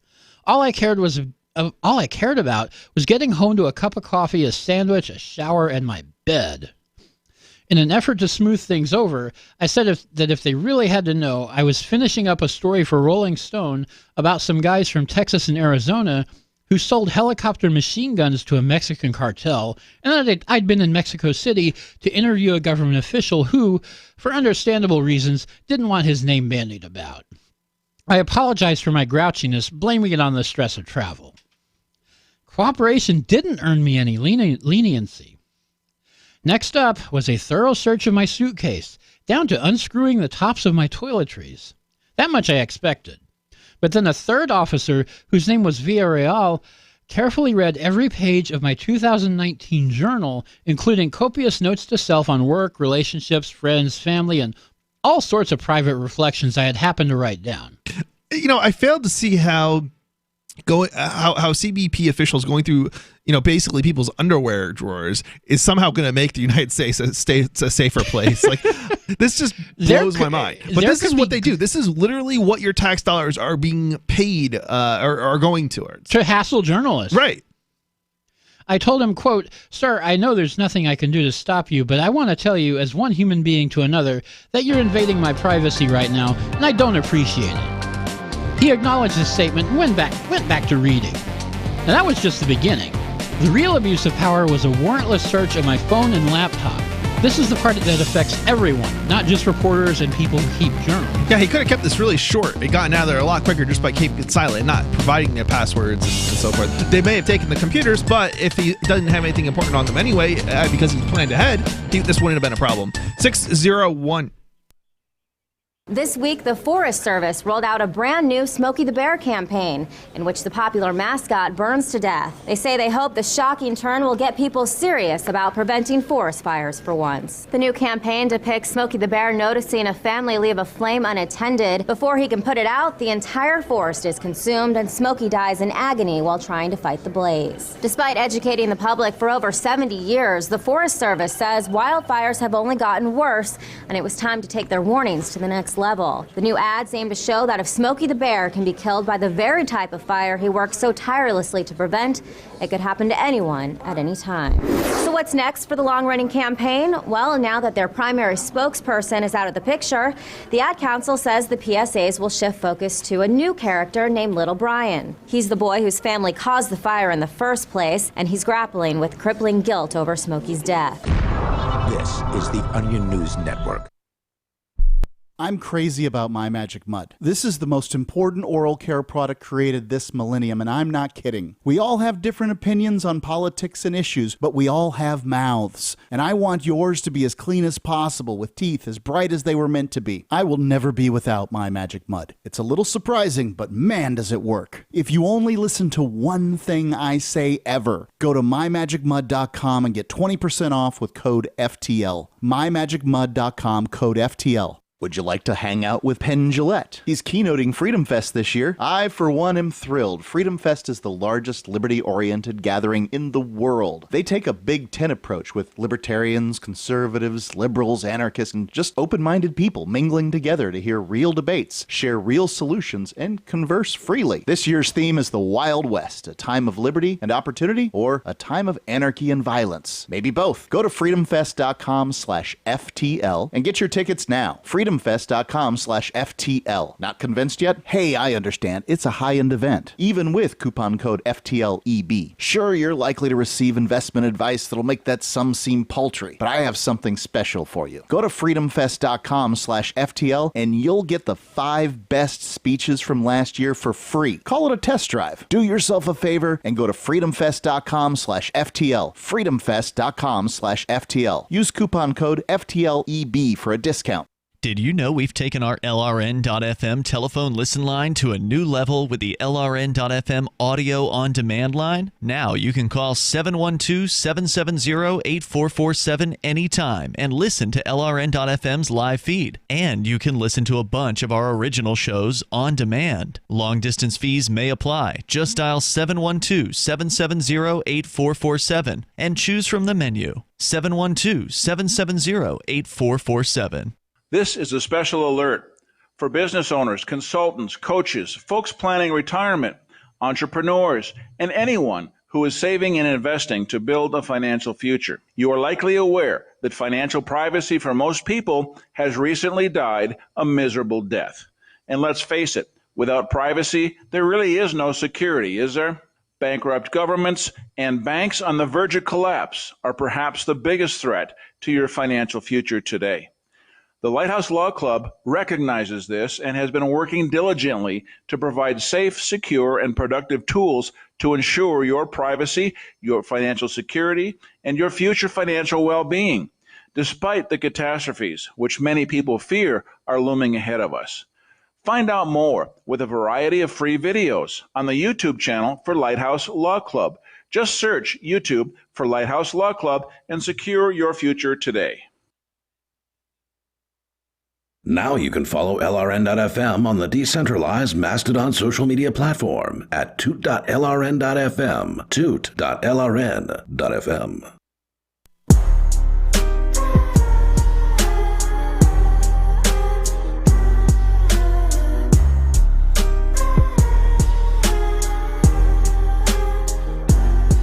You're listening to the...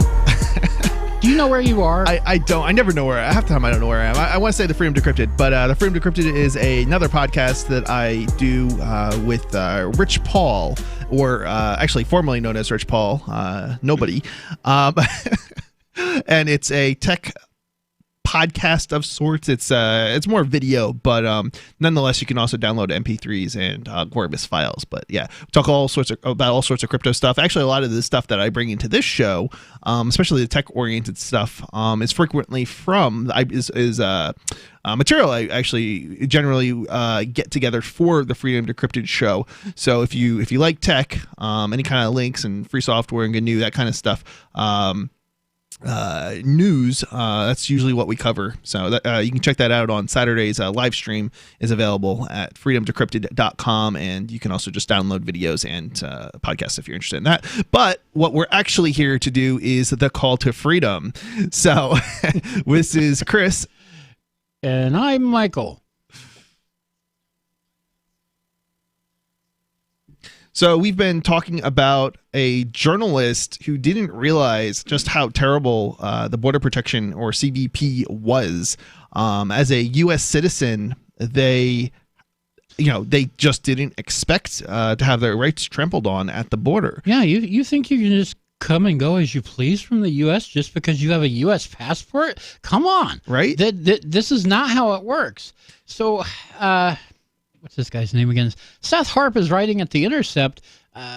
He was detained for no apparent reason in May when he came back to the U.S., coming into Austin, Texas.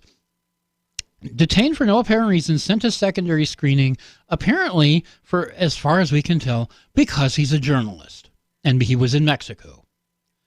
So he goes on, we passed through a detention area harshly illuminated by fluorescent lights where armed CBP officers in dark uniforms... I read this already, didn't I? Yeah, you did read that part of it. It kind of reminds me, I don't think I've ever actually been detained by secondary except for when I went into Canada, and we answered basically. There was three of us in the car, maybe four, and our answer was basically the question was, so why are you entering Canada? And the answer was for a cup of coffee, and that just wasn't good enough for them. So they sent us a secondary, but it wasn't. It was a situation where basically we stepped out of the car for a couple of minutes while they basically looked up our criminal records, and nothing really interesting happened. It was I think they went and took a look at the car, but they didn't open the car or look for drugs or anything like that. It just was too hard to believe. Our response was too hard to believe that we're just coming over for a cup of coffee. Yeah, I'm I go over there. They say, where are you going? How long are you staying? You got a hotel? You have weapons on you, and I'm through. Oh, they let us through too. It didn't really take that long to go through secondary for us, but it was just because the response was so ridiculous. But we really were going over for a cup of coffee. Well, you have to tell them Tim Hortons is worth crossing the border for. Right, and they just didn't believe it, basically. No, technically, I didn't say Tim. We weren't specific like Tim Hortons. We did say for a cup of coffee, but that's where we went, was Tim Hortons, and it literally was yeah, you were supposed to say that. Well, we didn't, and maybe if we had, we wouldn't have gone to secondary. But it's possible. I don't know. But yeah, I mean, we had just, and there's a few things that were probably would have popped up as suspicious in their record. Like the car had just been rented. It probably didn't even show up. It probably showed up as a rental, but it didn't even show up as having been rented yet because of the delay between systems. When we crossed the border with this rented vehicle, right? And it was certainly interesting. And then when we came back, we gave them the same answer of, so what were you doing in Canada? To the U.S. side, they didn't send us a secondary coming back, but they were like, you got to give me more. The woman was actually very friendly. Going there, the Canadian official was actually unfriendly. They were kind of like mean, actually, like going into Canada, surprisingly. That's a little odd. Yeah, right, which is why I'm bringing it up. And it was coming back where the U.S. side, though, this pretty lady was just very friendly. But she was like, you're going to have to give me more than that. When we responded, what were you doing in Canada? Getting a cup of coffee. Where did you cross the border at? Where did this happen? This was in This was like right around Bellingham. There's not like the Peace Arch and all that. Washington. Yeah. I don't really know what's up there. We just go for a conference, and we actually had right by Vancouver. Yeah, I think you're right. So basically what happened was I was going to the Linux Fest Northwest, and this was just this last year. It's the last event, and we were there. Like we got there a day early, I think it was, and so we didn't really have anything to do. And we'd flown into like Seattle, and then with some friends, we took a train up, and so basically we didn't have a car or anything. So we were like, what are we gonna do? And apparently one of my friends had never been to Canada before. I don't even know if he's ever left the country before. So we were like, but he had whatever was required to enter Canada. We all did.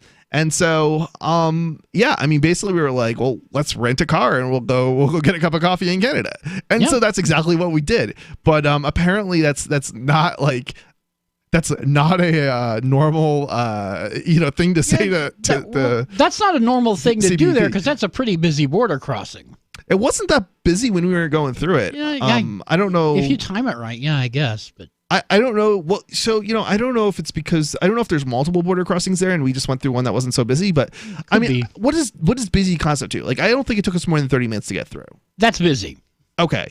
But we also went through secondary. Not busy is there's hardly anyone in front of you and you get screened. I think we would have 5 minutes. gone through within 5 minutes had we not been pulled over to secondary. It was probably like, I don't know. It wasn't even that long for secondary. Maybe it was 5 to 10 minutes, I think.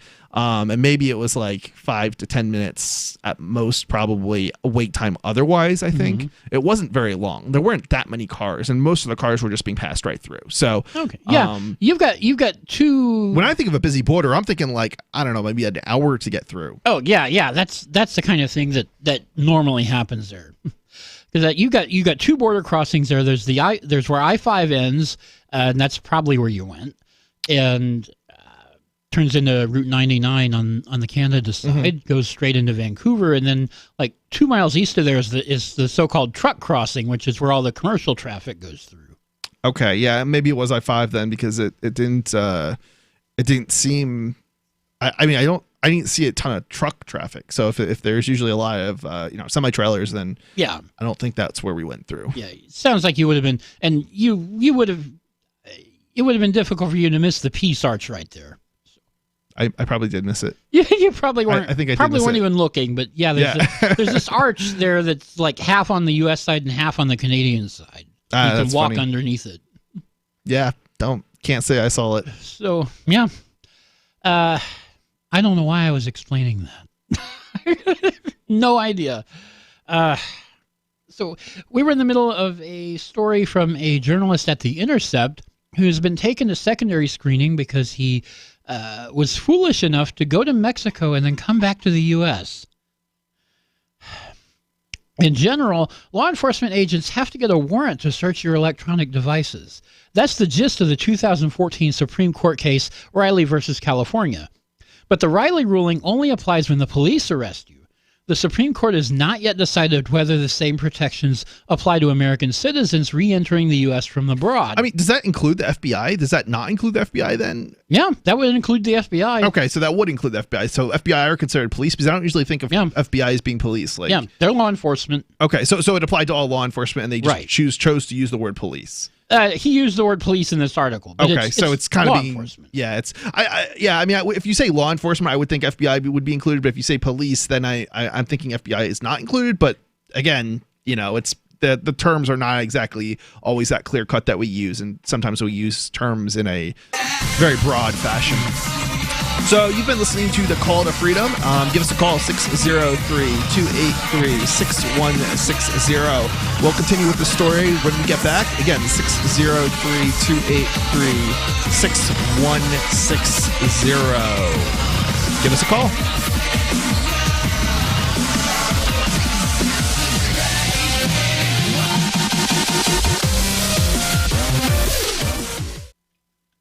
There are basically two types of advertising, direct response and branding. Radio's great for direct response with its low cost to listener ratio, but audio can't be beat for branding, which is a longer term endeavor. You want to be the first thing that someone thinks of when they think about your product or service. If you have a local business that you want kept top of mind in your community, call the station. If you need national reach, Free Talk Live's got around 200 radio stations, millions of monthly listening sessions, can suit all budgets, and if we don't think we're right for you, we'll tell you. Email me, mark@freetalklive.com. Since time began, tyrants have taken aim at personal liberties.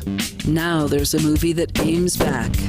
The government has no more right to tell us what to put in our bodies than they have to take our guns or tell us what books we can read. 6 drug police were eaten by bears while raiding a marijuana farm. On your knees, you dirty hippies! Jesus. On your knees! What's the problem, officer? Today, many cops who enforce pot laws do so only because it provides them with cushy jobs, good benefits, and a chance to push people around. I was an undercover narcotics officer. The drug war is nothing but a farce. The Second Amendment says you got to keep you and your get intact.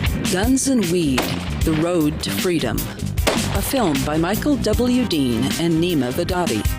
DVD available now at gunsandweed.com or on Amazon. That's gunsandweed.com. Makes the perfect gift. Remember, that's gunsandweed.com. Some of you asked, and now we've delivered. LRN.FM's live Keene, New Hampshire studio shows are now streamed in HD on Twitch. Visit our channel at twitch.lrn.fm and give it a follow. If you have Amazon Prime, you get 1 free subscription on Twitch. If you use it on our channel, Twitch will give LRN.FM a monthly piece of your Prime subscription cost. So please watch, follow, share, and subscribe to twitch.lrn.fm. That's twitch.lrn.fm. What do you shop for that you could otherwise buy at Amazon? Pretty much everything, right? Amazon has competitive pricing and they deliver, and that's a big plus. If you could plan ahead in your shopping, would you be interested in saving up to 33%? There's a catch. You have to do your shopping in Bitcoin. But imagine those savings. It's like a huge raise. All you have to do is go to saveitpurse.com. We've saved thousands, and you can too. Plan ahead and save. Saveitpurse.com. Did you know you can listen to LRN.FM via our free-to-air satellite channels? We have channels over nearly all of North America and much of Africa. All you need is an affordable receiver and a dish as small as 30 inches. There are no monthly fees. Learn more at sat.lrn.fm. Plus, if you are a broadcaster or want to be one, this is a good delivery method for our content. See our coverage maps and get details at sat.lrn.fm. That's sat.lrn.fm. sat.lrn.fm. A congressman recently revealed that legislation totaling 2,900 pages and involving more than $1 trillion was available to members of Congress for less than 48 hours to study and consider. That's over 60 pages of legislation per hour. Do you think anyone read the entire bill? I'm Jim Babka with DownsizeDC.org. Consider a proposal buried in a 3,200-page, $388 billion bill, which would have empowered committee chairmen or their agents to examine Americans' tax returns. When this horrible provision came to light, no one claimed to know how it got into the bill. One congressman questioned said, "I didn't write it, I didn't approve it, I wasn't even consulted." If your attorney represented you this way, he might be disbarred. But this is how Congress represents you every day. That's why DownsizeDC.org has created the Read the Bills Act. You can force Congress to read their bills before they pass them at DownsizeDC.org.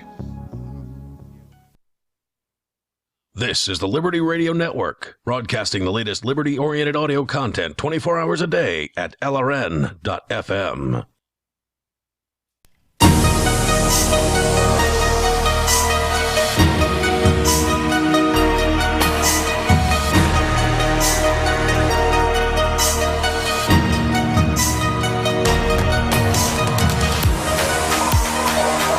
You are listening to The Call to Freedom with Chris and Michael. So it's looks like the sun's coming out. So it was downpouring earlier today here in Keene, New Hampshire, and it seems to be changing. The weather seems to be changing, which I like it. You know, some people say there's 2 seasons in New Hampshire, and clearly there's the cold season, but there's also the rainy season. The 2 seasons we have are winter and road construction. That's true, but I feel like it's the rainy season and winter, cold. Yeah, kind of could be. We get a lot of rain in New Hampshire. I don't know what the actual. You think so? I don't know. feel like we do. I don't know. You know, there's probably a website you can find out whether we get lots of rain or not. Yeah, you're probably right. So we've been talking about a journalist that didn't believe just how terrible CBP was, border protection. At the border, he, Seth, is a U.S. citizen and journalist, and he'd gone through the border dozens of times, hundreds of times, I think it said even. Yeah. And he had never encountered a problem, but apparently that didn't matter, and they pulled him aside for secondary, and they put the screws to him. They put the screws to him. So we've been talking about his story, written in the first person at The Intercept.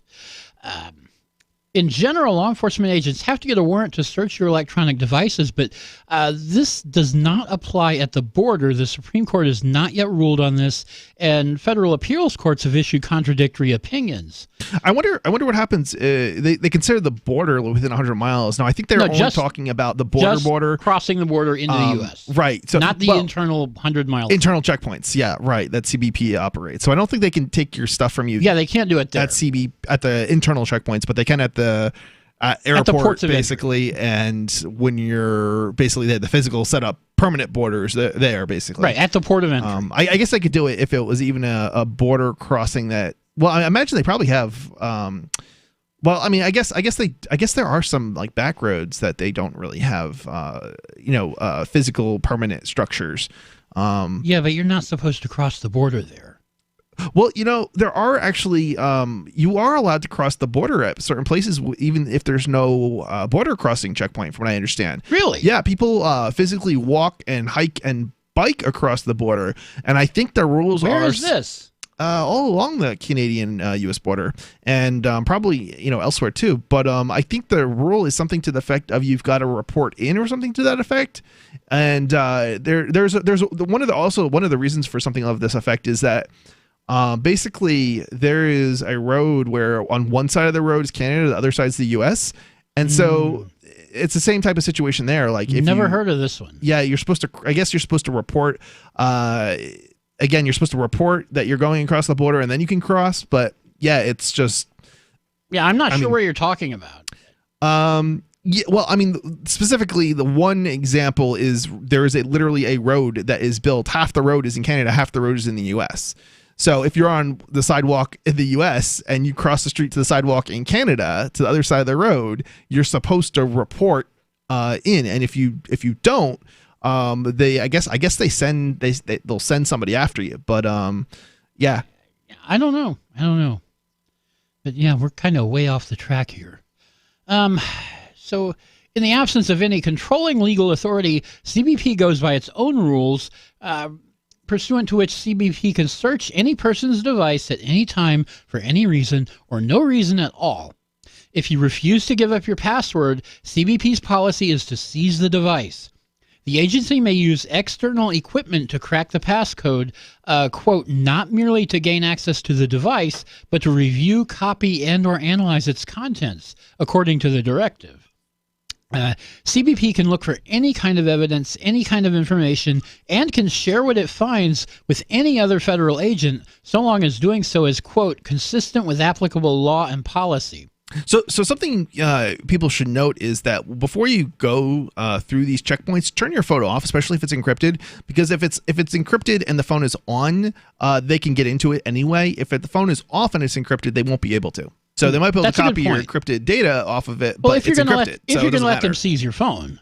Right. If you're going to refuse to provide a password, obviously. And certainly I would. I'm glad I did not have them ask that question when I entered or left the United States.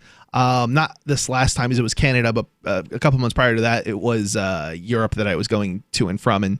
But if they had asked, I would definitely have refused, and they would have seized my device. Yeah, well, even though I knew there was nothing on it anyway. That's the crazy thing, because I had pre-planned for this. So they're basically getting, even if they had been able to break into it, it wouldn't matter. There wouldn't have been anything on it. Right, right. But so He goes on, I had my doubts as to whether they could actually crack my iPhone and MacBook, but I didn't doubt that they would be happy to confiscate them. So I decided to take another tack. I told the officers I had nothing to hide, but I felt I had a professional obligation to call an attorney for further advice. Pomeroy said I could not because I wasn't under arrest. I just wasn't allowed to enter the United States. Again, a lie.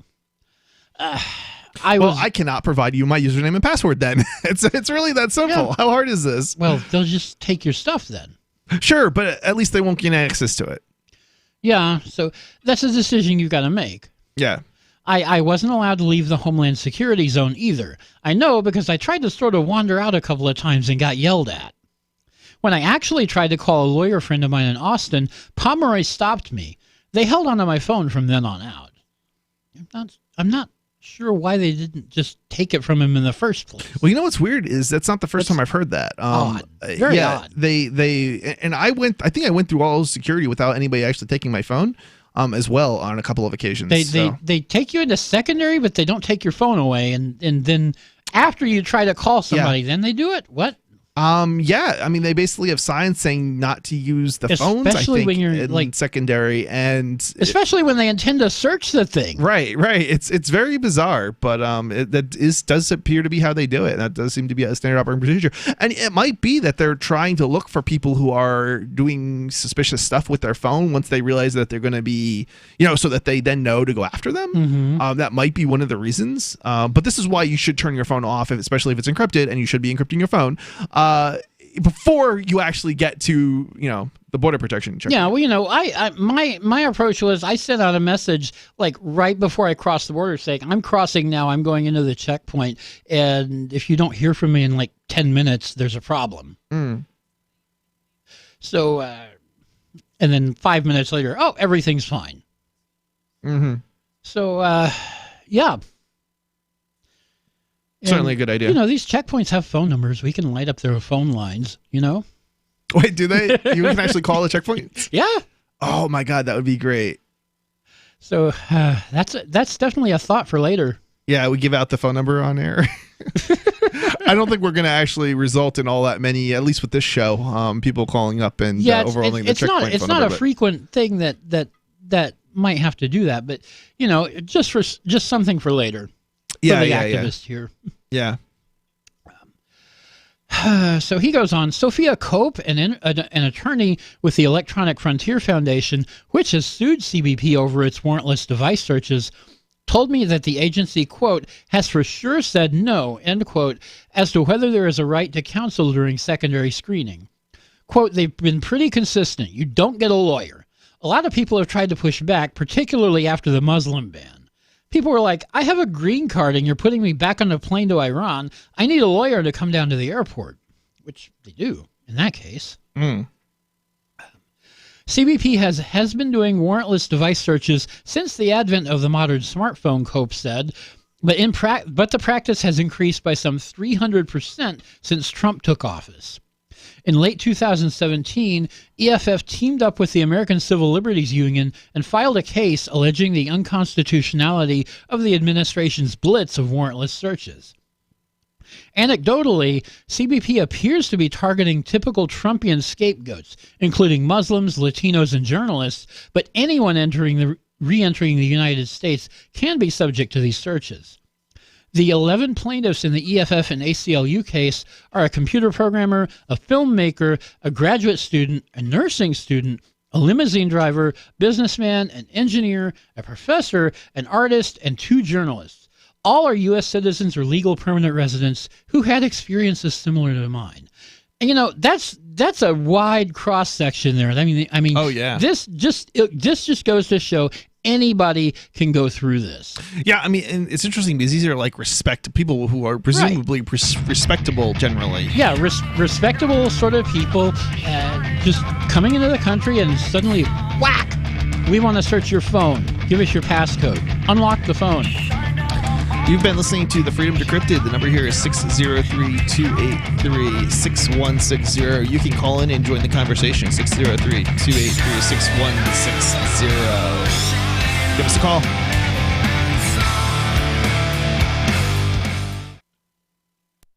Why did you move to the Shire? I moved here to the Shire because there's other people around who take liberty just as seriously as I do. I moved to the Shire because I saw videos of people challenging authority and thought that I could get support myself. It called to me, like, do this, right now. I wanted to be around people like me who got it, and once I got here, I knew there was nowhere else that I wanted to be. I've always wanted to change the world, so I moved to the Shire to join people who were actually working towards doing the same thing. The people here are awesome, loving, and positive. It was for the adventure and for the feeling of something important is happening here, and I just wanted to come to sort of be part of that. Visit ShireSociety.com to read and sign the Shire Society Declaration and learn the reasons why, if you love liberty, you should immigrate to the Shire. Plus, connect with others via the forum at ShireSociety.com. That's ShireSociety.com. Now that you've found the Liberty Radio Network at LRN.FM, you may want to help expose others to our great programs. To assist you in doing so, you'll find resources at promote.lrn.fm, including details on how to get a free bumper sticker, quarter-page flyers you can print out and distribute, banners for your website, as well as files that will allow you to make your own custom banners and graphics. Visit promote.lrn.fm and help bring new listeners to the Liberty Radio Network. That's promote.lrn.fm. Looking for a great real estate investment? Consider New Hampshire, which is ground zero for the Liberty Movement. Your first call should be to Mark Worden from Porcupine Real Estate. He's more than just a real estate agent. He's your New Hampshire concierge. Where are the best places to live? Do you want farm, city, the burbs, or forest? Do you want a duplex or multifamily building so that renters pay your mortgage? There are homes in all price ranges in New Hampshire, and Mark can help with financing too. Invest in liberty and property. Mark Worden can help. PorcupineRealEstate.com. More of the Call to Freedom is coming up next, live after the news on the Liberty Radio Network at LRN.FM. This is the Liberty Beat, your daily source for liberty news and activist updates. Produced in partnership with SNLS News and listeners like you. Online at libertybeat.news and snls.news. I'm Mick Murrow with your latest edition of the Liberty Beat. Gold is trading at $1,419. Silver at $15.44, and Bitcoin is trading at $10,913. Today's prices are brought to you by InnoScale. Take off with Managed Cloud. Looking for a safe, secure way to store your important files online? Let InnoScale handle it for you. Their high availability cloud servers are the perfect solution for clients needing one or more secure, scalable servers with built-in hardware failover protection. For details, see them online at InnoScale.net. In the news, making good on his Saturday tweet threat that, quote, we are putting major additional sanctions on Iran on Monday, end quote. President Donald Trump said Monday he's imposing sanctions on Iran's supreme leader, Ayatollah al-Khamenei, and his office, a step designed to increase pressure on the Islamic Republic. These measures represent a strong and proportionate response to Iran's increasingly provocative actions. We will continue to increase pressure on Tehran until the regime abandons its dangerous activities and its aspirations, including the pursuit of nuclear weapons, increased enrichment of uranium, development of ballistic missiles, engagement in and support for terrorism. Speaking to reporters at the White House on Monday, the anti-media reports that Trump said the sanctions would deny Khamenei access to financial resources. Although it wasn't immediately clear why anyone believes the 80-year-old Iranian supreme leader was stupid enough to have any exposure to the Western financial system. The Liberty Beat is sponsored in part by Brave Botanicals. High-quality kratom and CBD at reasonable prices with excellent customer service. Brave Botanicals is activist-owned and mission-driven and believes so strongly in the power of kratom, they're giving it away for free. Just go to freeounceofkratom.com for a free ounce of kratom delivered to your door. Just pay shipping. That's freeounceofkratom.com. This is the latest edition of the Liberty Beat. Find us online at libertybeat.news and snls.news. Your news now continues. U.S. Border Patrol agents found 4 bodies Sunday near the Rio Grande in South Texas, including 3 children and a young woman. Hidalgo County Sheriff Eddie Guerrera posted in a tweet Sunday night. The Mind Unleashed reports the 4 bodies were found in the Las Palomas Wildlife Management Area of Mission, Texas. U.S. Customs and Border Protection say the Rio Grande Valley area accounts for more than 40% of undocumented immigrant apprehensions and is the busiest sector in the nation. The deaths follow a surge of unauthorized migration to the U.S. last month, when more than 144,000 people were apprehended or deemed inadmissible to the country, the largest number in 13 years. The reported deaths follow several days of news reports about troubling conditions inside border area detention centers. Last week, 4 toddlers were hospitalized after lawyers visited a U.S. Border Patrol facility in McAllen and found them severely ill and not receiving medical attention. The British government last year licensed arms deals worth over $17.8 million to Israel, even as Israeli soldiers were accused of intentionally firing on Palestinian protesters at the Gaza border in what the UN says may be potential war crimes. The anti-media reports that the weapons approved for sale include ammunition, components for assault rifles, and other types of arms which could be used for repression. That's according to newly released details from the Department of International Trade, compiled by the Campaign Against the Arms Trade. Revelations of the sales to Israel come after a UK court ordered the British government last week to stop approving arms sales to Saudi Arabia because it failed to fully assess whether the equipment might be used to breach an international humanitarian law in the war in Yemen. One sale for more than $125,000 worth of military training equipment was approved on May 18th last year, 4 days after 68 Palestinians were killed by Israeli troops on the most deadly day in Gaza since the 2014 Israeli offensive. Support for the Liberty Beat comes from the Conscious Resistance Network, featuring videos, news reports, and articles from a spiritual anarchist perspective. Experience the Conscious Resistance at theconsciousresistance.com. How would you like to have your business featured on the Liberty Beat? You can. Just send an email to libertybeat@snls.news for details. This is the Liberty Beat, produced in partnership with SNLS News and listeners like you. The Liberty Beat is online at libertybeat.news and snls.news. I'm Mick Murrow, reporting for the Liberty Beat, reminding you, spread liberty with a smile.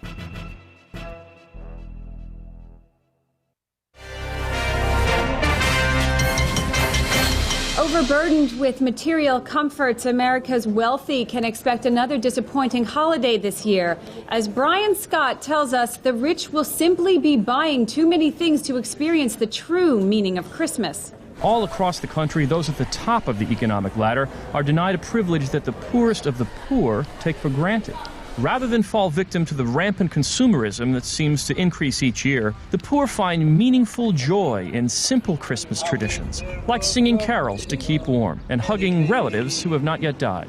At stores like these, the spiritually bereft must scramble for popular holiday toys in a vain attempt to duplicate the Christmastime happiness that the impoverished enjoy. Poor people are grateful for just a roof over their heads or something to eat. My wife and I are both lawyers, so that's not enough for us. Certainly hope poor people don't take what they don't have for granted. This is the Onion News Network.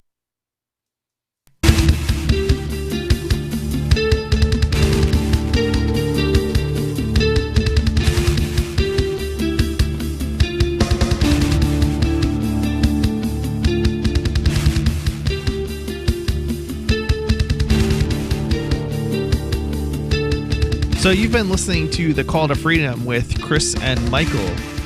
We've been covering a story about a journalist who didn't fully realize the terrible power of U.S. border protection officials, basically until they violated his rights and was sent to secondary. And it's a tragedy, but it's not. He's not the only one. If the government wants you for any reason, you will end up on a list at the border and get harassed every time that you go through the border. That's true. And this is just kind of a routine tactic and procedure that they use. Yep. 33,000 people last year have gone through this. Yeah, and you possibly might have been one of them if you'd traveled. Yeah, apparently they're doing it more, and it's not just to they're doing it a lot more. Immigrants. It's not just to immigrants, and they're doing it to American citizens. Americans, yep, for no apparent reason. Yeah, definitely no reason, no reason at all. These people are people that they know are not breaking any laws even, and yet they continue to do it anyway.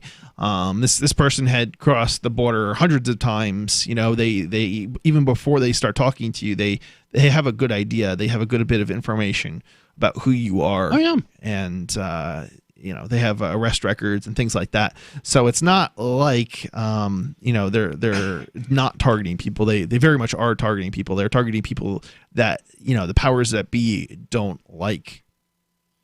Yeah, pretty much. So the EFF and ACLU have filed a lawsuit against the government for searching people's devices at the border without a warrant. Quote, the secondary inspection environment is inherently coercive, the complaint says.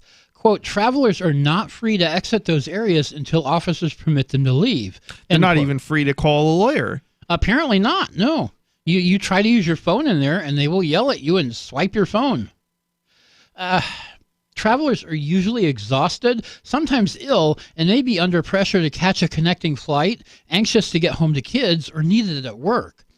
Forcing travelers who are not suspected of any wrongdoing to cough up their passwords on pain of having their devices seized violates the Fourth Amendment right to be free of unreasonable searches and seizures, the plaintiffs argue. But Michael, don't you know you have no rights at the border? That's what the cops say, and we know what cops do. Yeah, it's not necessarily true, but unfortunately, that's how they've interpreted Supreme Court rulings in the past. Right. And they basically are abusing what powers they've been given and extrapolated it into there are no rights. And that's not really true. Until the Supreme Court rules on this, we're kind of stuck with it. Yeah, it's not true, but it doesn't matter whether or not it's true or not. What matters is that they can get away with it. Yeah, they can get away with it because they have guns. Exactly. And we'll get into that in a minute. Oh, yeah. The guns. Yeah, the threats that were made and yes. That's definitely an interesting part of the story. Actually, to be honest, the story's just getting interesting. Yeah, the interesting part is still coming up. So the plaintiffs argue it also infringes the First Amendment right to free expression and association by means of government intimidation and surveillance. Quote, regardless of whether you have embarrassing information on your device, it's about personal autonomy and living in a free society and not a police state, Cope said. The reporter goes on, I didn't know all of this when I was being held by CBP. When the officers told me they only wanted to check my devices for child pornography, links to terrorism, and so forth, I believed them. I was completely unprepared. Okay, sure. He says I was completely unprepared for the digital ransacking that came next. After I gave him the password to my iPhone, Monsivius spent 3 hours reviewing hundreds of photos and videos, emails, calls, and texts, including encrypted messages on WhatsApp, Signal, and Telegram. It was the digital equivalent of tossing someone's house, opening cabinets, pulling out drawers, and overturning furniture in hopes of finding anything illegal. He read my communications with friends, family, and loved ones. He went through my correspondence with colleagues, editors, and sources. He asked about the identities of people who have worked with me in war zones. He also went through my personal photos, which I resented.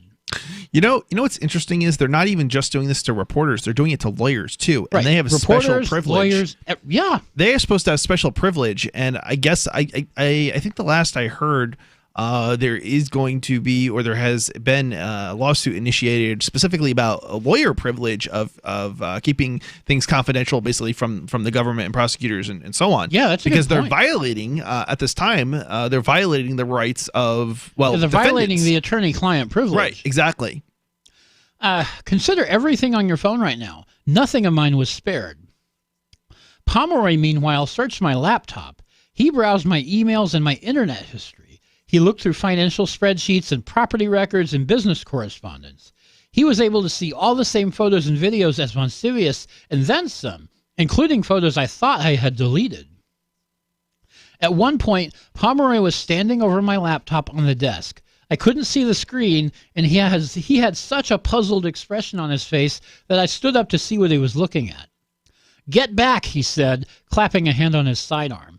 I don't know if you're going for my gun. So he's basically creating excuses, and basically what he's doing is creating threats. Yeah, he's pretending that there's a threat, right, so that he'll have an excuse to shoot you later. Right, and then of course he's gonna blame. Yeah, I feared for my life. Right, he's going to blame the person who stood up to take a look at what he was looking at, as if they are creating a threat, when really it's the officer, the CBP officer with the gun that's the threat, not the person standing up. Yeah, pretty much. At another point, Pomeroy had taken my laptop to the desk in the waiting area, and I thought I heard him call for me to come over, so I did. "Stand back from my gun," he said, when he saw me approaching. It turns out he had been talking to someone else. But 3 times during the course of the secondary screening, Pomeroy pronounced words to the effect that he was subjectively forming a reasonable belief that I might grab his service weapon. Yeah, 3 times is not coincidence. That's intentional psychological torture, or torture maybe is not the right word, but it's a threat and it's frightening. Right. Yeah, that's a tactic, not a coincidence. It was an implicit death threat and a rhetorical move on the part of the police that will be familiar to people of color. "I've got a gun on you, ergo you're a threat to me." Speaking of which, I'm certain this whole experience would have been worse if I had been black or brown instead of white. And that's to say nothing of migrants and refugees, whose treatment at the hands of CBP on the U.S.-Mexico border is another matter altogether. Yeah, they don't have to let the people, the immigrants in. They do have to let you in. So you are more of a threat in some sense than the immigrants. And when you're a threat, they're less likely to be as abusive, even if they are still abusive. Oh, yeah. Yeah. But it does go to show you that you can't contain a culture of aggression to one part of an armed agency. I was being physically submissive, keeping my hands visible at all times, not making any sudden moves, but Pomeroy would not let me see the laptop screen. I told him I at least had the right to know what files he was reviewing. Quote, "All of them," he said, giving me a hard stare. Quote, "I'm going to look at all of them." So... Quote, "Please don't look at the one called Secret ISIS Confession." Wow, it's amazing. You really have to wonder. When you say something to a CBP official, I guess it's like saying something to a cop. They can use it against you, even though you have no rights. But that's just absurd. You should be able to. They should not be able to use something against you if your rights are, if you don't have those rights. It's the government. They will use anything against you that they can get away with. Right. But it's quite disturbing. I mean, they can torture you until you confess, and then they use it later because, you have no rights at the border. I mean, that's what they're saying. Yeah, you have no rights, and besides, you admitted it. Right. Even though it was, it was torture was the reason that you were forced into saying whatever or confessing whatever it was. Yeah, and the border agent didn't like that. There was a South Asian couple detained along with me, a husband and wife with their luggage. Neither of them would have been able to get away with a crack like that. In my case, Pomeroy just determined to proceed even more painfully slowly. 603-283-6160. Give us a call and you can join the conversation. This topic or something else. 603-283-6160. Give us a call.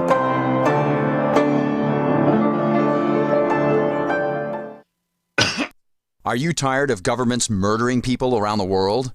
Stop using their money. There is an alternative.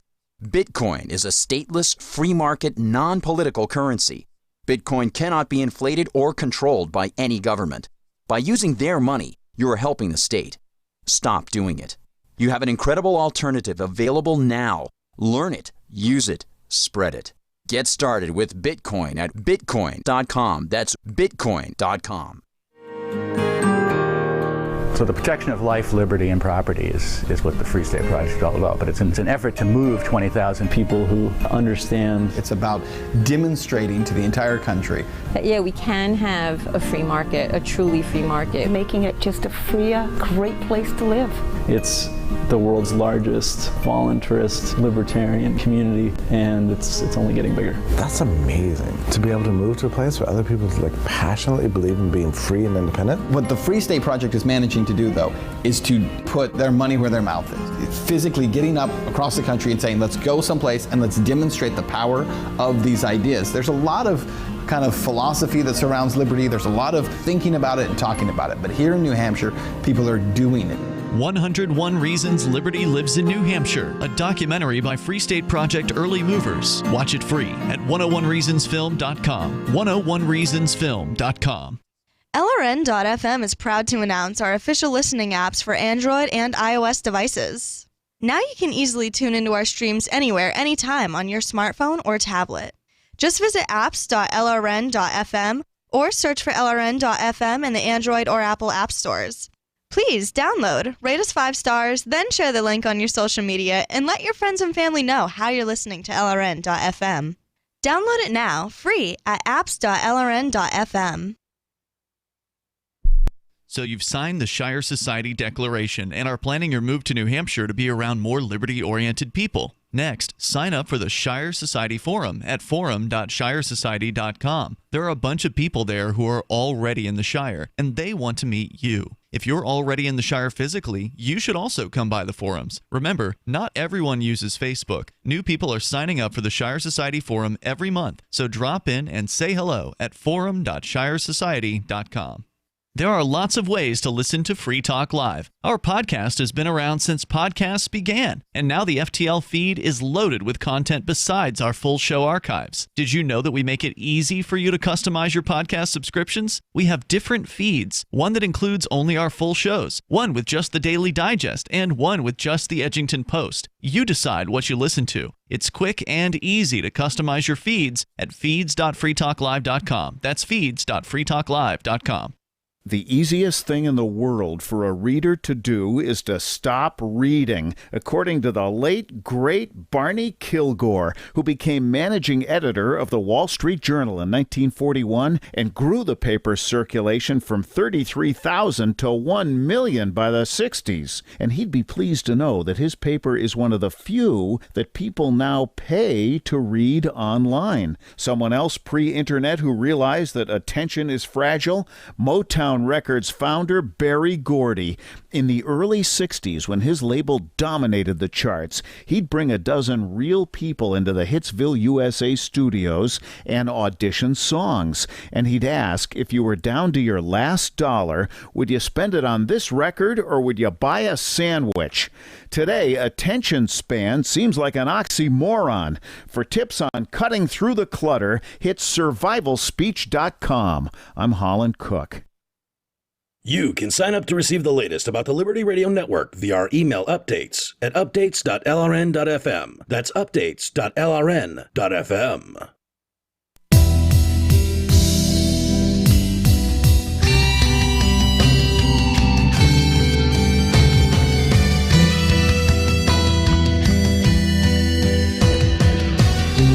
So you've been listening to the Call to Freedom on LRN FM network.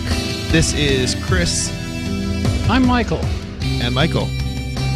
So we've been talking about a journalist who has basically been abused at the U.S. border, having all of his computers and cell phone basically ransacked. Ransacked.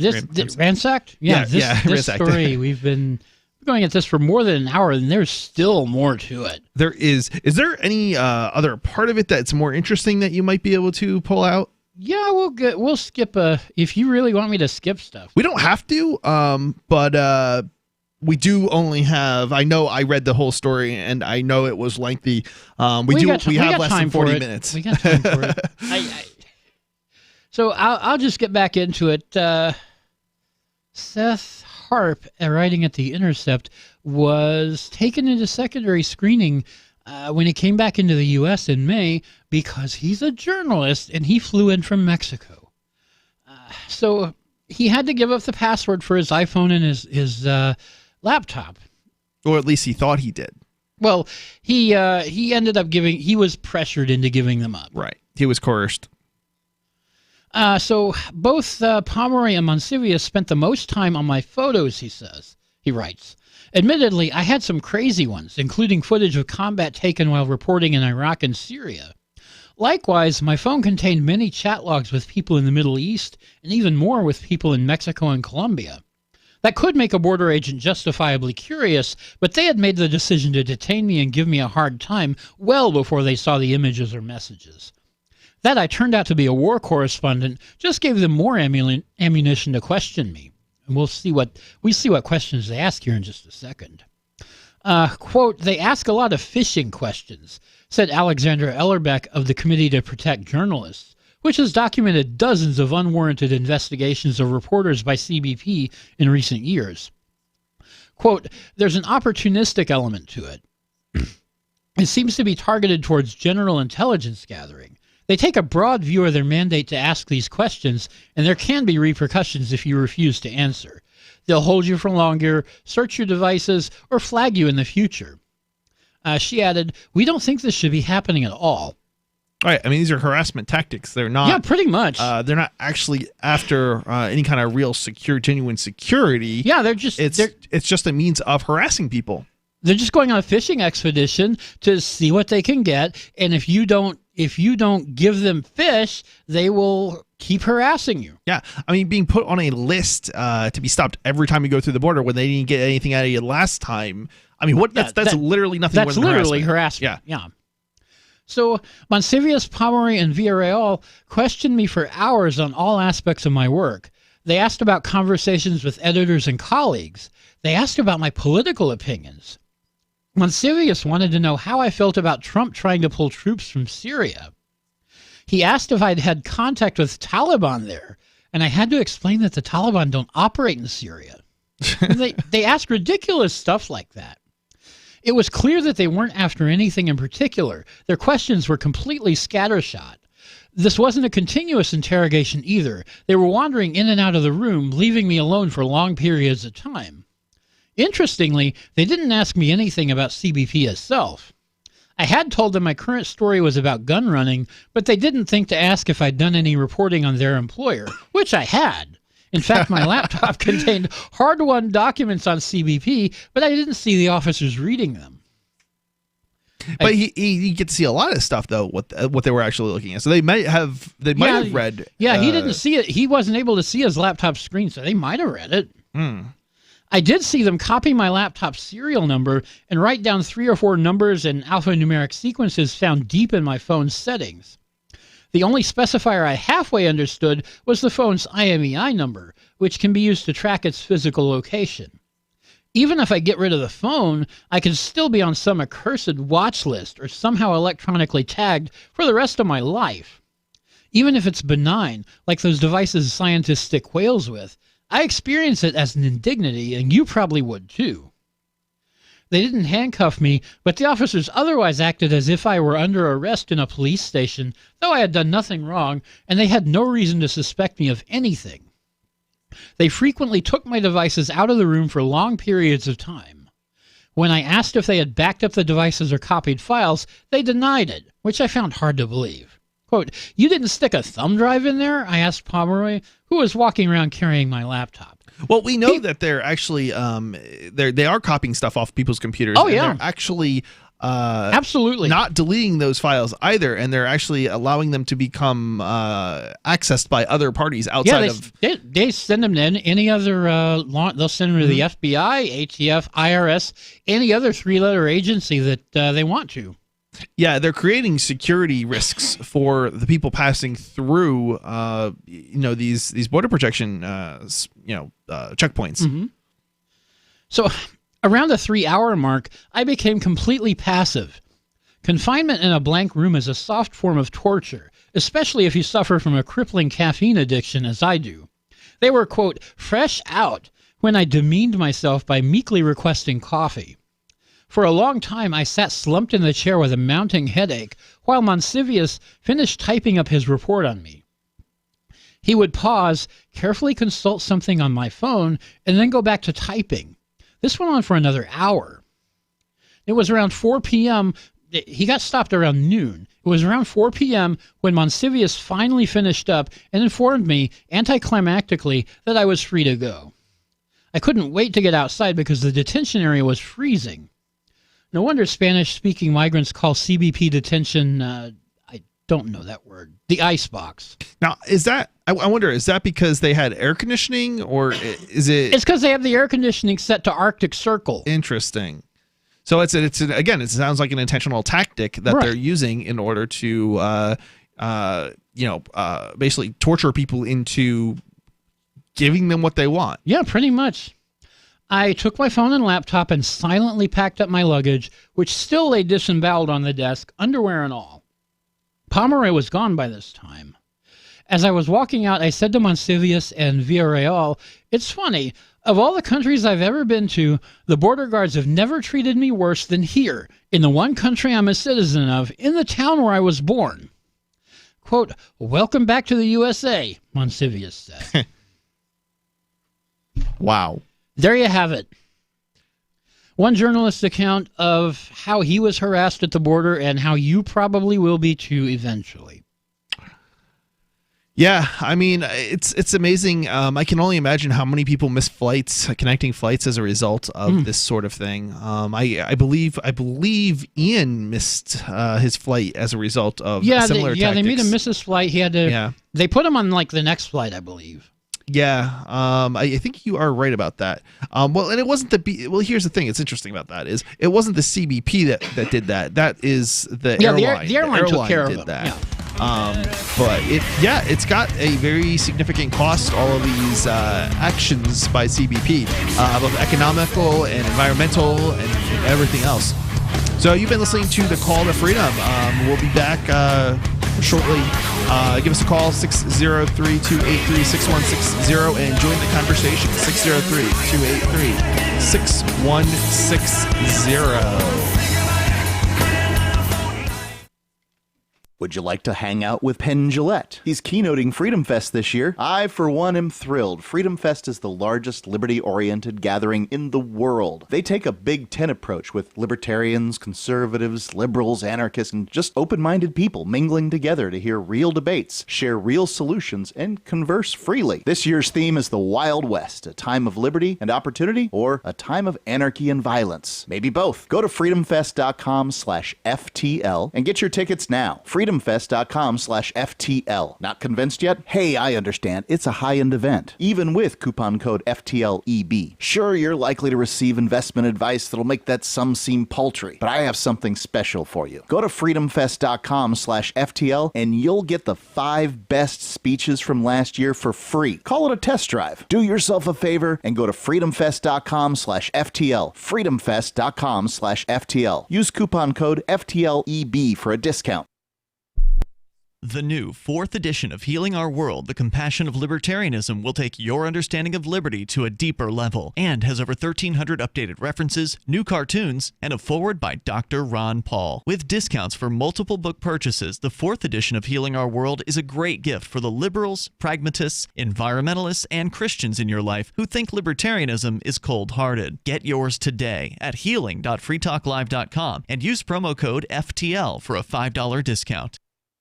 Don't you hate that feeling in the pit of your stomach when the police pull you over? Most people have no idea how to handle it properly, and they promptly get fed into the municipal fee-generating meat grinder. Or maybe you recall that feeling you get when you go to the mailbox and see one or more letters from the IRS. You get a sense of impending doom, don't you? So let me ask you, if you could learn how to use the law to beat the IRS, traffic tickets, almost any courtroom scenario, collectors, credit card debt, and even mortgage debt because of fraud perpetrated against you, would that be worth knowing about? Don't laugh. Investigate. Check out the life-changing benefits of the Lighthouse Law Club at their website, lighthouselaw.club. That's lighthouselaw.club. And while you're at it, visit the Lighthouse Law Club YouTube channel. You might be in for a pleasant surprise. LRN.FM now has a Discord. Discord is a free text and voice chat platform, and we now have our own server with a bunch of channels at discord.lrn.fm. You can join other listeners as they chat about various things during our live shows, or anytime, day or night. Discord software is available cross-platform, so you can have it on whatever device you want and take your chats anywhere. Join our Discord at discord.lrn.fm. That's discord.lrn.fm. Free Talk Live. Is if I'm watching not a cable, just regular news, and they give me the news, and the next flash is 2 people fornicating, okay? And then every other word is F-U, a B-I-C, a hoe, and all this stuff, and penis. Do you think I need to say that? That's not acceptable no matter what. You're saying free airwaves for anything goes for anybody. For public access, yes. That's exactly its purpose. That's the purpose of it. Why not? Do you want a red light in front of a cop? Probably not in front of a cop because All right, he hurt what's me. the same difference if you're going to have that kind of FU and seeing two people fornicating after they just said the weather is 92 degrees and 5 inches of Wait, I think you're a little confused about something No, here. I'm not confused. Point of information. You're trying to confuse people. Let's clarify Free then. airwaves are free within limits. Free Talk Live, 7 nights a week from 7 to 10 Eastern, live on the Liberty Radio Network at LRN.FM. What's up next? Visit the Liberty Radio Network program guide to find out at shows.lrn.fm. That's shows.lrn.fm.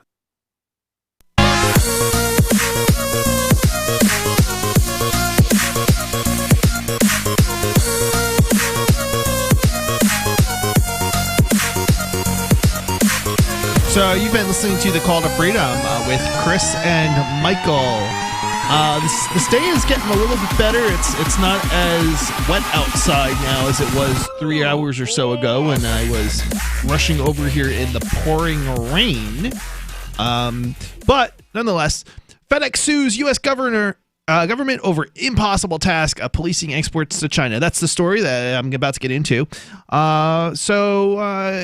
Yeah, it's we're moving on from the story that we were just covering about a journalist who was basically getting abused by CBP and how it basically you wouldn't think it would affect you even because you're a nobody, but it turns out yes it will. If you travel across the border enough times, and even if it's your first time, you might get pulled aside for many hours of enhanced screening and abuse by the CBP, by the Border Protection officials, and if they don't like you, that could be a very unpleasant experience. And they probably won't like you, by the way. And it could result in missing flights if you're continuing on to a final destination within the U.S., for example. But now we're moving on to the FedEx story. So, U.S. parcel delivery firm FedEx Corp on Monday sued the U.S. government, saying it should not be held liable if it inadvertently shipped products that violated a Trump administration ban on exports to some Chinese companies. Wait. How is the government holding FedEx liable for shipping a package? I don't know. FedEx doesn't necessarily even know what's in the package. Well, the crazy thing about this story is that the U.S. government is totally and utterly incapable of scanning and monitoring every package that goes through the United States. They've got, I think they do less than like 0.5% of basically packages coming into the United States they actually check. Okay. Right. So the idea that FedEx would somehow be able to magically do a better job when FedEx, the government has probably billions of dollars to throw at these kinds of problems. FedEx doesn't have that, right? CBP already has a very large bureaucracy and system and tons of agents, customs agents. FedEx doesn't have any of that, right? I mean, They've got people to transport the goods, but that's not their job. And now the government is coming in saying they have to go through and I guess open up every package, because if they don't, they're going to be liable. Yeah, this is not making sense. I mean, well, like you were saying, I mean, U.S. Customs scans at least does something with all the packages coming in the country, but not all of them, a very small percentage, because they don't have the resources to do it. So how on earth is FedEx going to have the resources when they're not? The government uses tax dollars. They have the billions of dollars to throw at these types of problems. FedEx is just a transport company. They're not going to have that. Do you already have any idea how expensive it is to try and send something international? It is insanely expensive. Yeah. You could easily spend probably $200, for example, to send a computer over the border, possibly even to Canada, although definitely to Europe. If you try to send something like to Germany or something like that, yeah, you're probably talking about, I don't know what it is with FedEx specifically, but I know with like DHL, which is one of the cheaper options, actually, it is probably about $200. And that sounds about right. And that's not, most of that is not even the costs of transporting it. It's the government bureaucracy that costs so much. If you were to try to send it the same distance within the United States, it would probably cost like $20, but maybe even less than that. But because it's going international, because of all the bureaucracy and government red tape, you end up spending an arm and a leg for it. The move came after FedEx reignited Chinese error over its business practices when a package containing a Huawei phone sent to the United States was returned last week to its sender in Britain in what FedEx said was an operational error. Fears that China would blacklist FedEx as a result sent its shares down 2.7% on Monday. Wait, run this by me again. I am. What kind of phone was it? And where was it? Huawei. I'm not sure if I'm pronouncing the name right, but it's HUAWEI. Huawei. We've been over this before. I know. I've said this. I've said the name so many times, and I still don't know what's the correct pronunciation. So Huawei, if that's how you pronounce it. Basically somebody sent from Britain a Huawei phone to the United States, and FedEx apparently accidentally returned it because it was some sort of operational error. And I guess this somehow created a story. Wait. If FedEx package gets returned and just because it happens to contain a Huawei phone, right? What's the problem here? Well, I don't know. Basically, the government is apparently coming in and saying that they may blacklist FedEx as a result of this incident, which is absurd considering that Huawei phones probably regularly get shipped via all the carriers. Was the problem that the phone was supposed to be delivered and it was accidentally returned to sender, or was the phone supposed to be returned to sender? Well, this is a good question. It sounds like it was accidentally returned, Huawei is been blacklisted basically. So companies in the U.S. can't do business with this Chinese company, right? And so I guess I don't know if it was. I don't know if FedEx doesn't have the liability right now, but I guess an employee sent it back when they didn't really have to, even though it was maybe not allowed to be imported, but it was already purchased and it was outside of China anyway. So I'm not sure. Do they even make it clear in this story? I don't know. We'll have to keep reading. But the story is absurd. Fears that China would blacklist FedEx as a result sent its shares down 2.7% on Monday. FedEx sweet and delivery error come against a backdrop of increasing tension between the world's two biggest economies. The United States and China have been engaged in a trade fight for nearly a year on issues such as tariffs, subsidies, technology regulations, and cybersecurity. Yeah, and the United States is even there is the Huawei. I forget if it was a vice president. It was actually being extradited from Canada to the United States. Mm-hmm. So this is getting serious. And that was the United States doing this. And so China, of course, is going to react. And this is all kind of within that atmosphere. This is basically going on with FedEx. So the United States is basically trying to basically punish a U.S. company, put the fingers down. And that's what it sounds like to me anyway. The U.S. Commerce Department has banned a number of Chinese firms in recent weeks from buying sensitive U.S. technology. And the crazy thing is that about this whole thing is what these countries do, and Russia does this, and I wouldn't be surprised if the United States even does this in some cases, is they set up front companies to purchase it. So when it's a time-honored tradition. When the Chinese government wants to purchase something that they're not able to purchase because of some sort of ban or blacklist, they simply use a front company to purchase it, and then they get around the ban. Yeah, it's easy. It's a fiction. It's a fiction to think that these sorts of blacklists and bans even work. They don't. They don't. Iran is blacklisted from buying like HP printers, and yet HP printers are all over Iran. I mean, it's a commodity item. They're widely available elsewhere. How is HP supposed to prevent somebody from purchasing a printer and then transporting it across a border? You don't. Right. Like, it just doesn't work. Anyway. Maybe you could just, I don't know. God. Once you sell the thing in Turkey or the UAE, it's gone. You don't know what's happening to it after that. Right, exactly. In court filings in the District of Columbia, FedEx said it should not be expected to enforce the export ban and could not reasonably be held liable for shipping products that it did not know about. Export restriction rules essentially deputize FedEx to police the contents of the millions of packages it ships daily, even though doing so is virtually impossible, impossible task. Yeah, and the United States government isn't able to do it. The post office isn't able to do it. Actually, that's one way. Nobody's able to do that. Right, nobody's able to effectively do this because there's so much commerce international in the modern era.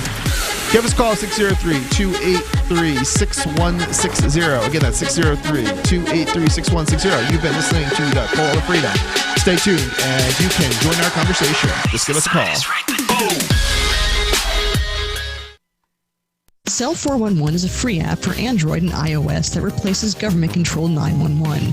Cell 411 allows you to preset a group of friends or private organizations to show up at any emergency. Cell 411 is a nightmare for the state because it proves their so-called services aren't needed. Cell 411 has had thousands of installs, and of course it's covered by the BIPCOT no government license. Cell 411 because your friends won't shoot you when you're in trouble. Without the government, who would build the emergency services? You and Cell 411. Get it today at getcell411.com. Is spreading the message of liberty, cryptocurrency, and peace around the globe worth $2 per month to you? As you may already know, in addition to our internet feed, LRN.FM broadcasts on free-to-air satellite across North and Central America, as well as Sub-Saharan Africa. And we've been available on satellite for free 24/7 since 2010. The LRN.FM free-to-air satellite signal is reaching some of the most oppressive regimes in the world, and there's no doubt our ideas are making an impact. You can learn more about the channel's impact by watching the 3-minute video at fund.lrn.fm. If you'd like to help free minds globally with our ideas of liberty, cryptocurrency, and peace, you can donate as little as $2 per month via fund.lrn.fm. You can help us continue and expand our satellite broadcast to multiple continents. Visit fund.lrn.fm today, and thank you for your help. Don't forget to share the link on social media. That's fund.lrn.fm. The LRN.FM's social media channels have been revamped. We've eliminated Facebook and focused on other platforms like Twitter and Mastodon, the decentralized alternative to Twitter. On our accounts, you'll find posts from multiple LRN.FM show hosts together in one place. Follow us on Twitter at twitter.lrn.fm, or better yet, move to the decentralized Mastodon social media platform at toot.lrn.fm, toot.lrn.fm. I think you'll like it. Are you a cryptocurrency advocate? The Crypto Tip is the ideal outreach tool to help new people discover cryptocurrency. It's a printable business card-sized tip that you can give to service providers, preferably in addition to a good cash tip. When the server scans the QR code, it'll bring up an explanation of cryptocurrency, how to install a wallet, and allow them to claim the tip. If they don't claim the crypto, you get your tip refunded to you after a time period you specify. Plus, if they do claim the tip, you get an email alert. Create as many tips as you want at cryptotip.org. That's cryptotip.org. Imagine someone in your community getting in their car, turning on the radio, and hearing the Liberty Radio Network. You can make that vision a reality with your own micro radio station. Visit broadcast.lrn.fm to learn how you can put our programs on the air in your area. You can have LRN.FM running around the clock, and you can even add in your own local shows. Building a radio station is simple, but programming isn't. That's where LRN.FM comes in. Learn more at broadcast.lrn.fm. That's broadcast.lrn.fm. Hi, I'm Derek J. I don't want a politician to represent me. To me, government is the idea that one group of people can coerce everyone to comply with an edict or face increasing punishments up to and including death. Despite perhaps the most noble of intentions, the best government services are a far cry from what could be provided for by voluntary interactions. Besides, the people who call themselves the government wage wars and put peaceful people in jail for crimes involving no victims. If Starbucks used some of its money to drop bombs, I wouldn't shop there. So why would I support the American empire? The empire does not require my consent. Derek J's Victimless Crime Spree. Watch it for free and order the Director's Cut DVD at victimlesscrimespree.com. That's victimlesscrimespree.com. Join the LRN.FM Discord for live chat 24/7 at discord.lrn.fm. That's discord.lrn.fm. Oh!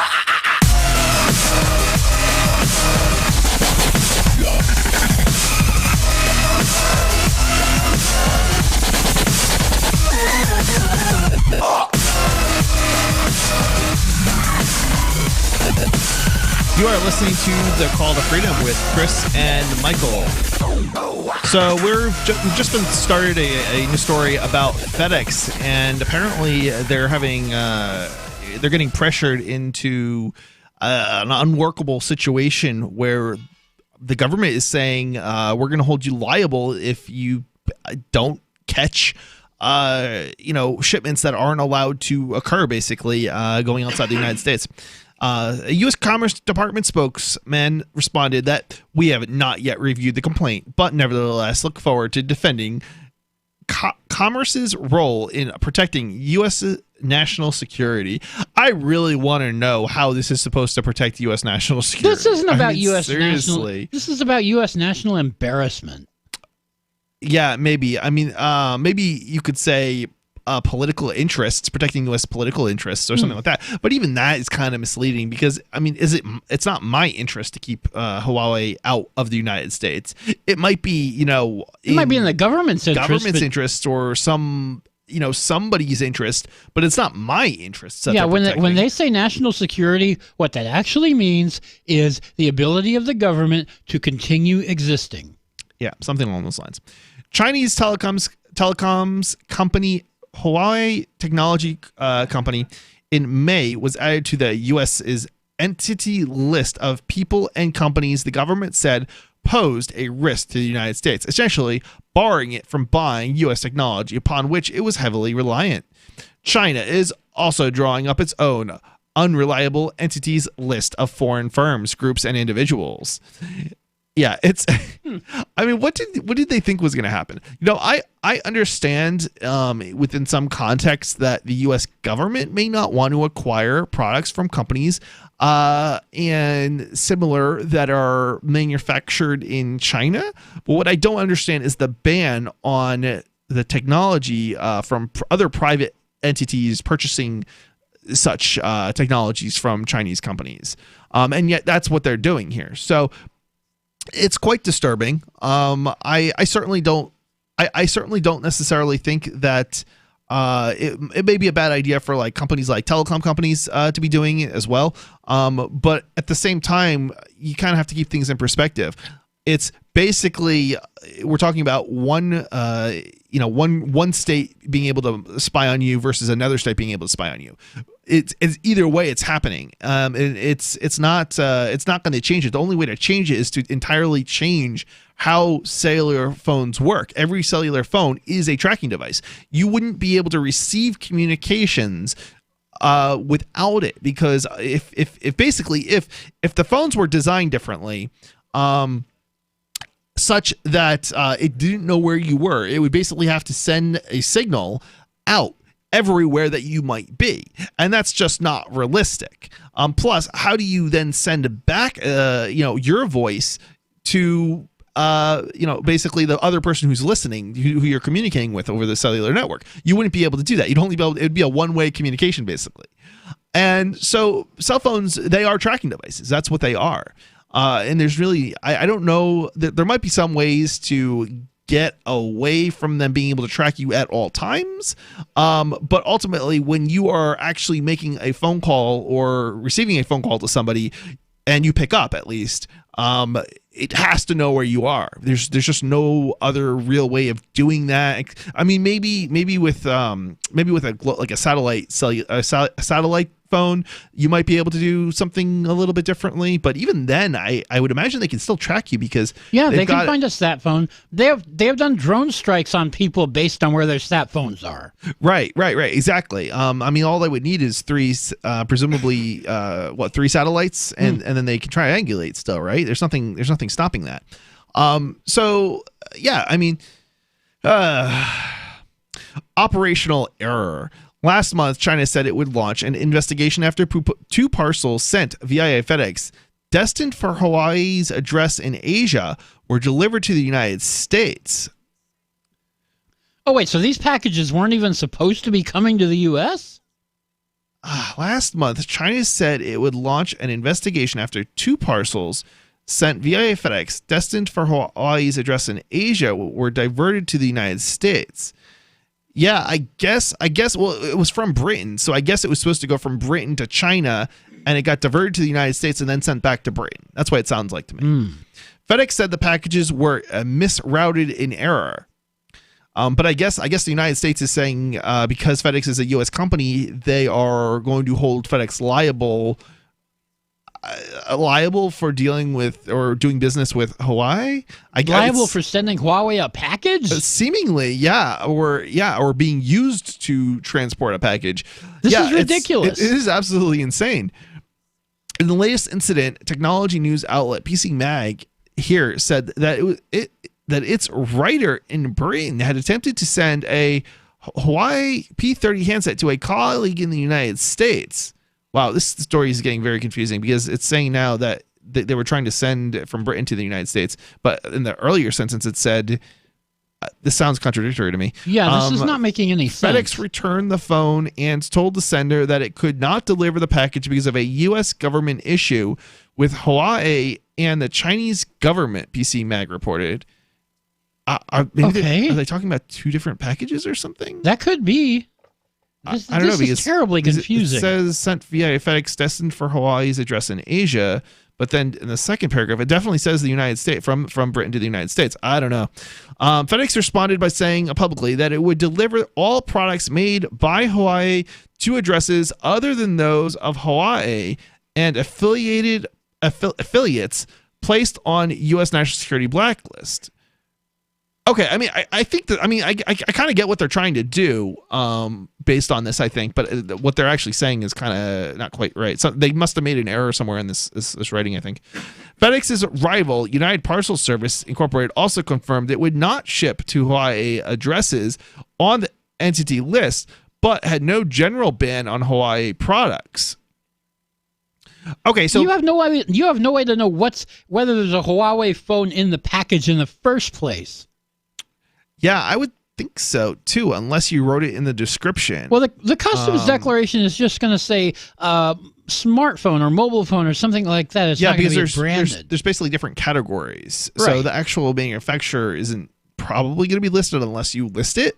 Yeah, you're not going to put that on the. But I guess it doesn't. I guess in this case it doesn't really matter anyway, because what they're concerned about apparently is the address. A Hawaii spokesman said the Chinese firm was not currently using either FedEx or UPS services. On Sunday, Hawaii tweeted it was not within FedEx's right to prevent the delivery and said the courier had a vendetta. What?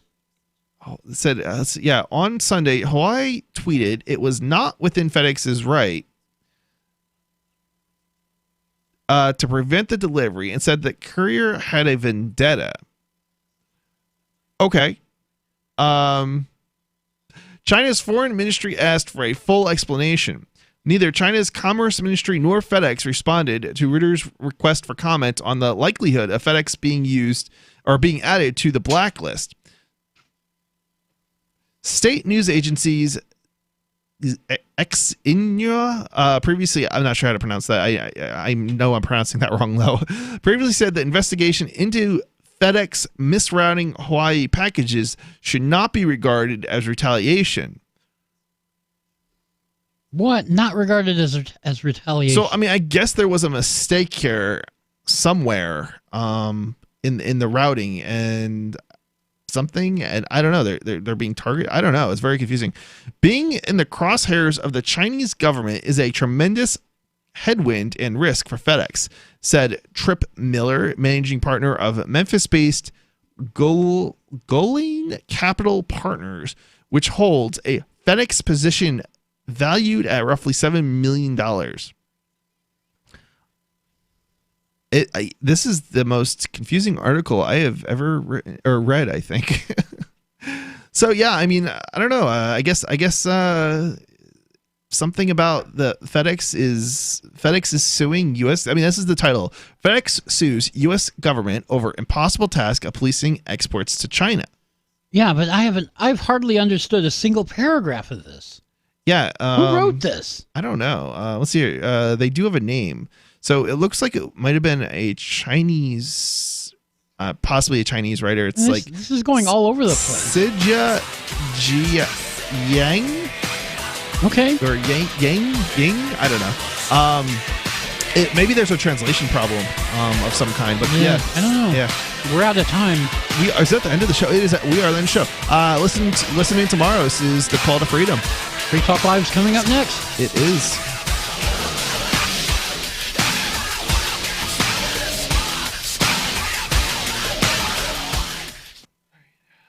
On Free Talk Live, we're bringing people to the ideas of liberty every day. From wrestling superstars like Glenn Jacobs. You guys really are having an impact, I believe. Like I said, a lot of where I am now is due to listening to Free Talk Live. You changed my mind on some very important issues years ago. To random people tuning in on the radio. I was kind of stuck in the left-right paradigm. I heard your show by chance on a Saturday night. From there, I went on, joined the Free State Project, and become an amplifier. So, I mean, that's really the reason why I amp is because I know that if it wasn't for you guys being on as many stations as you are, I never would have found the ideas of liberty. Your amp will directly change more lives by getting Free Talk Live in front of people looking for talk radio online and on the air. When you amp Free Talk Live, you get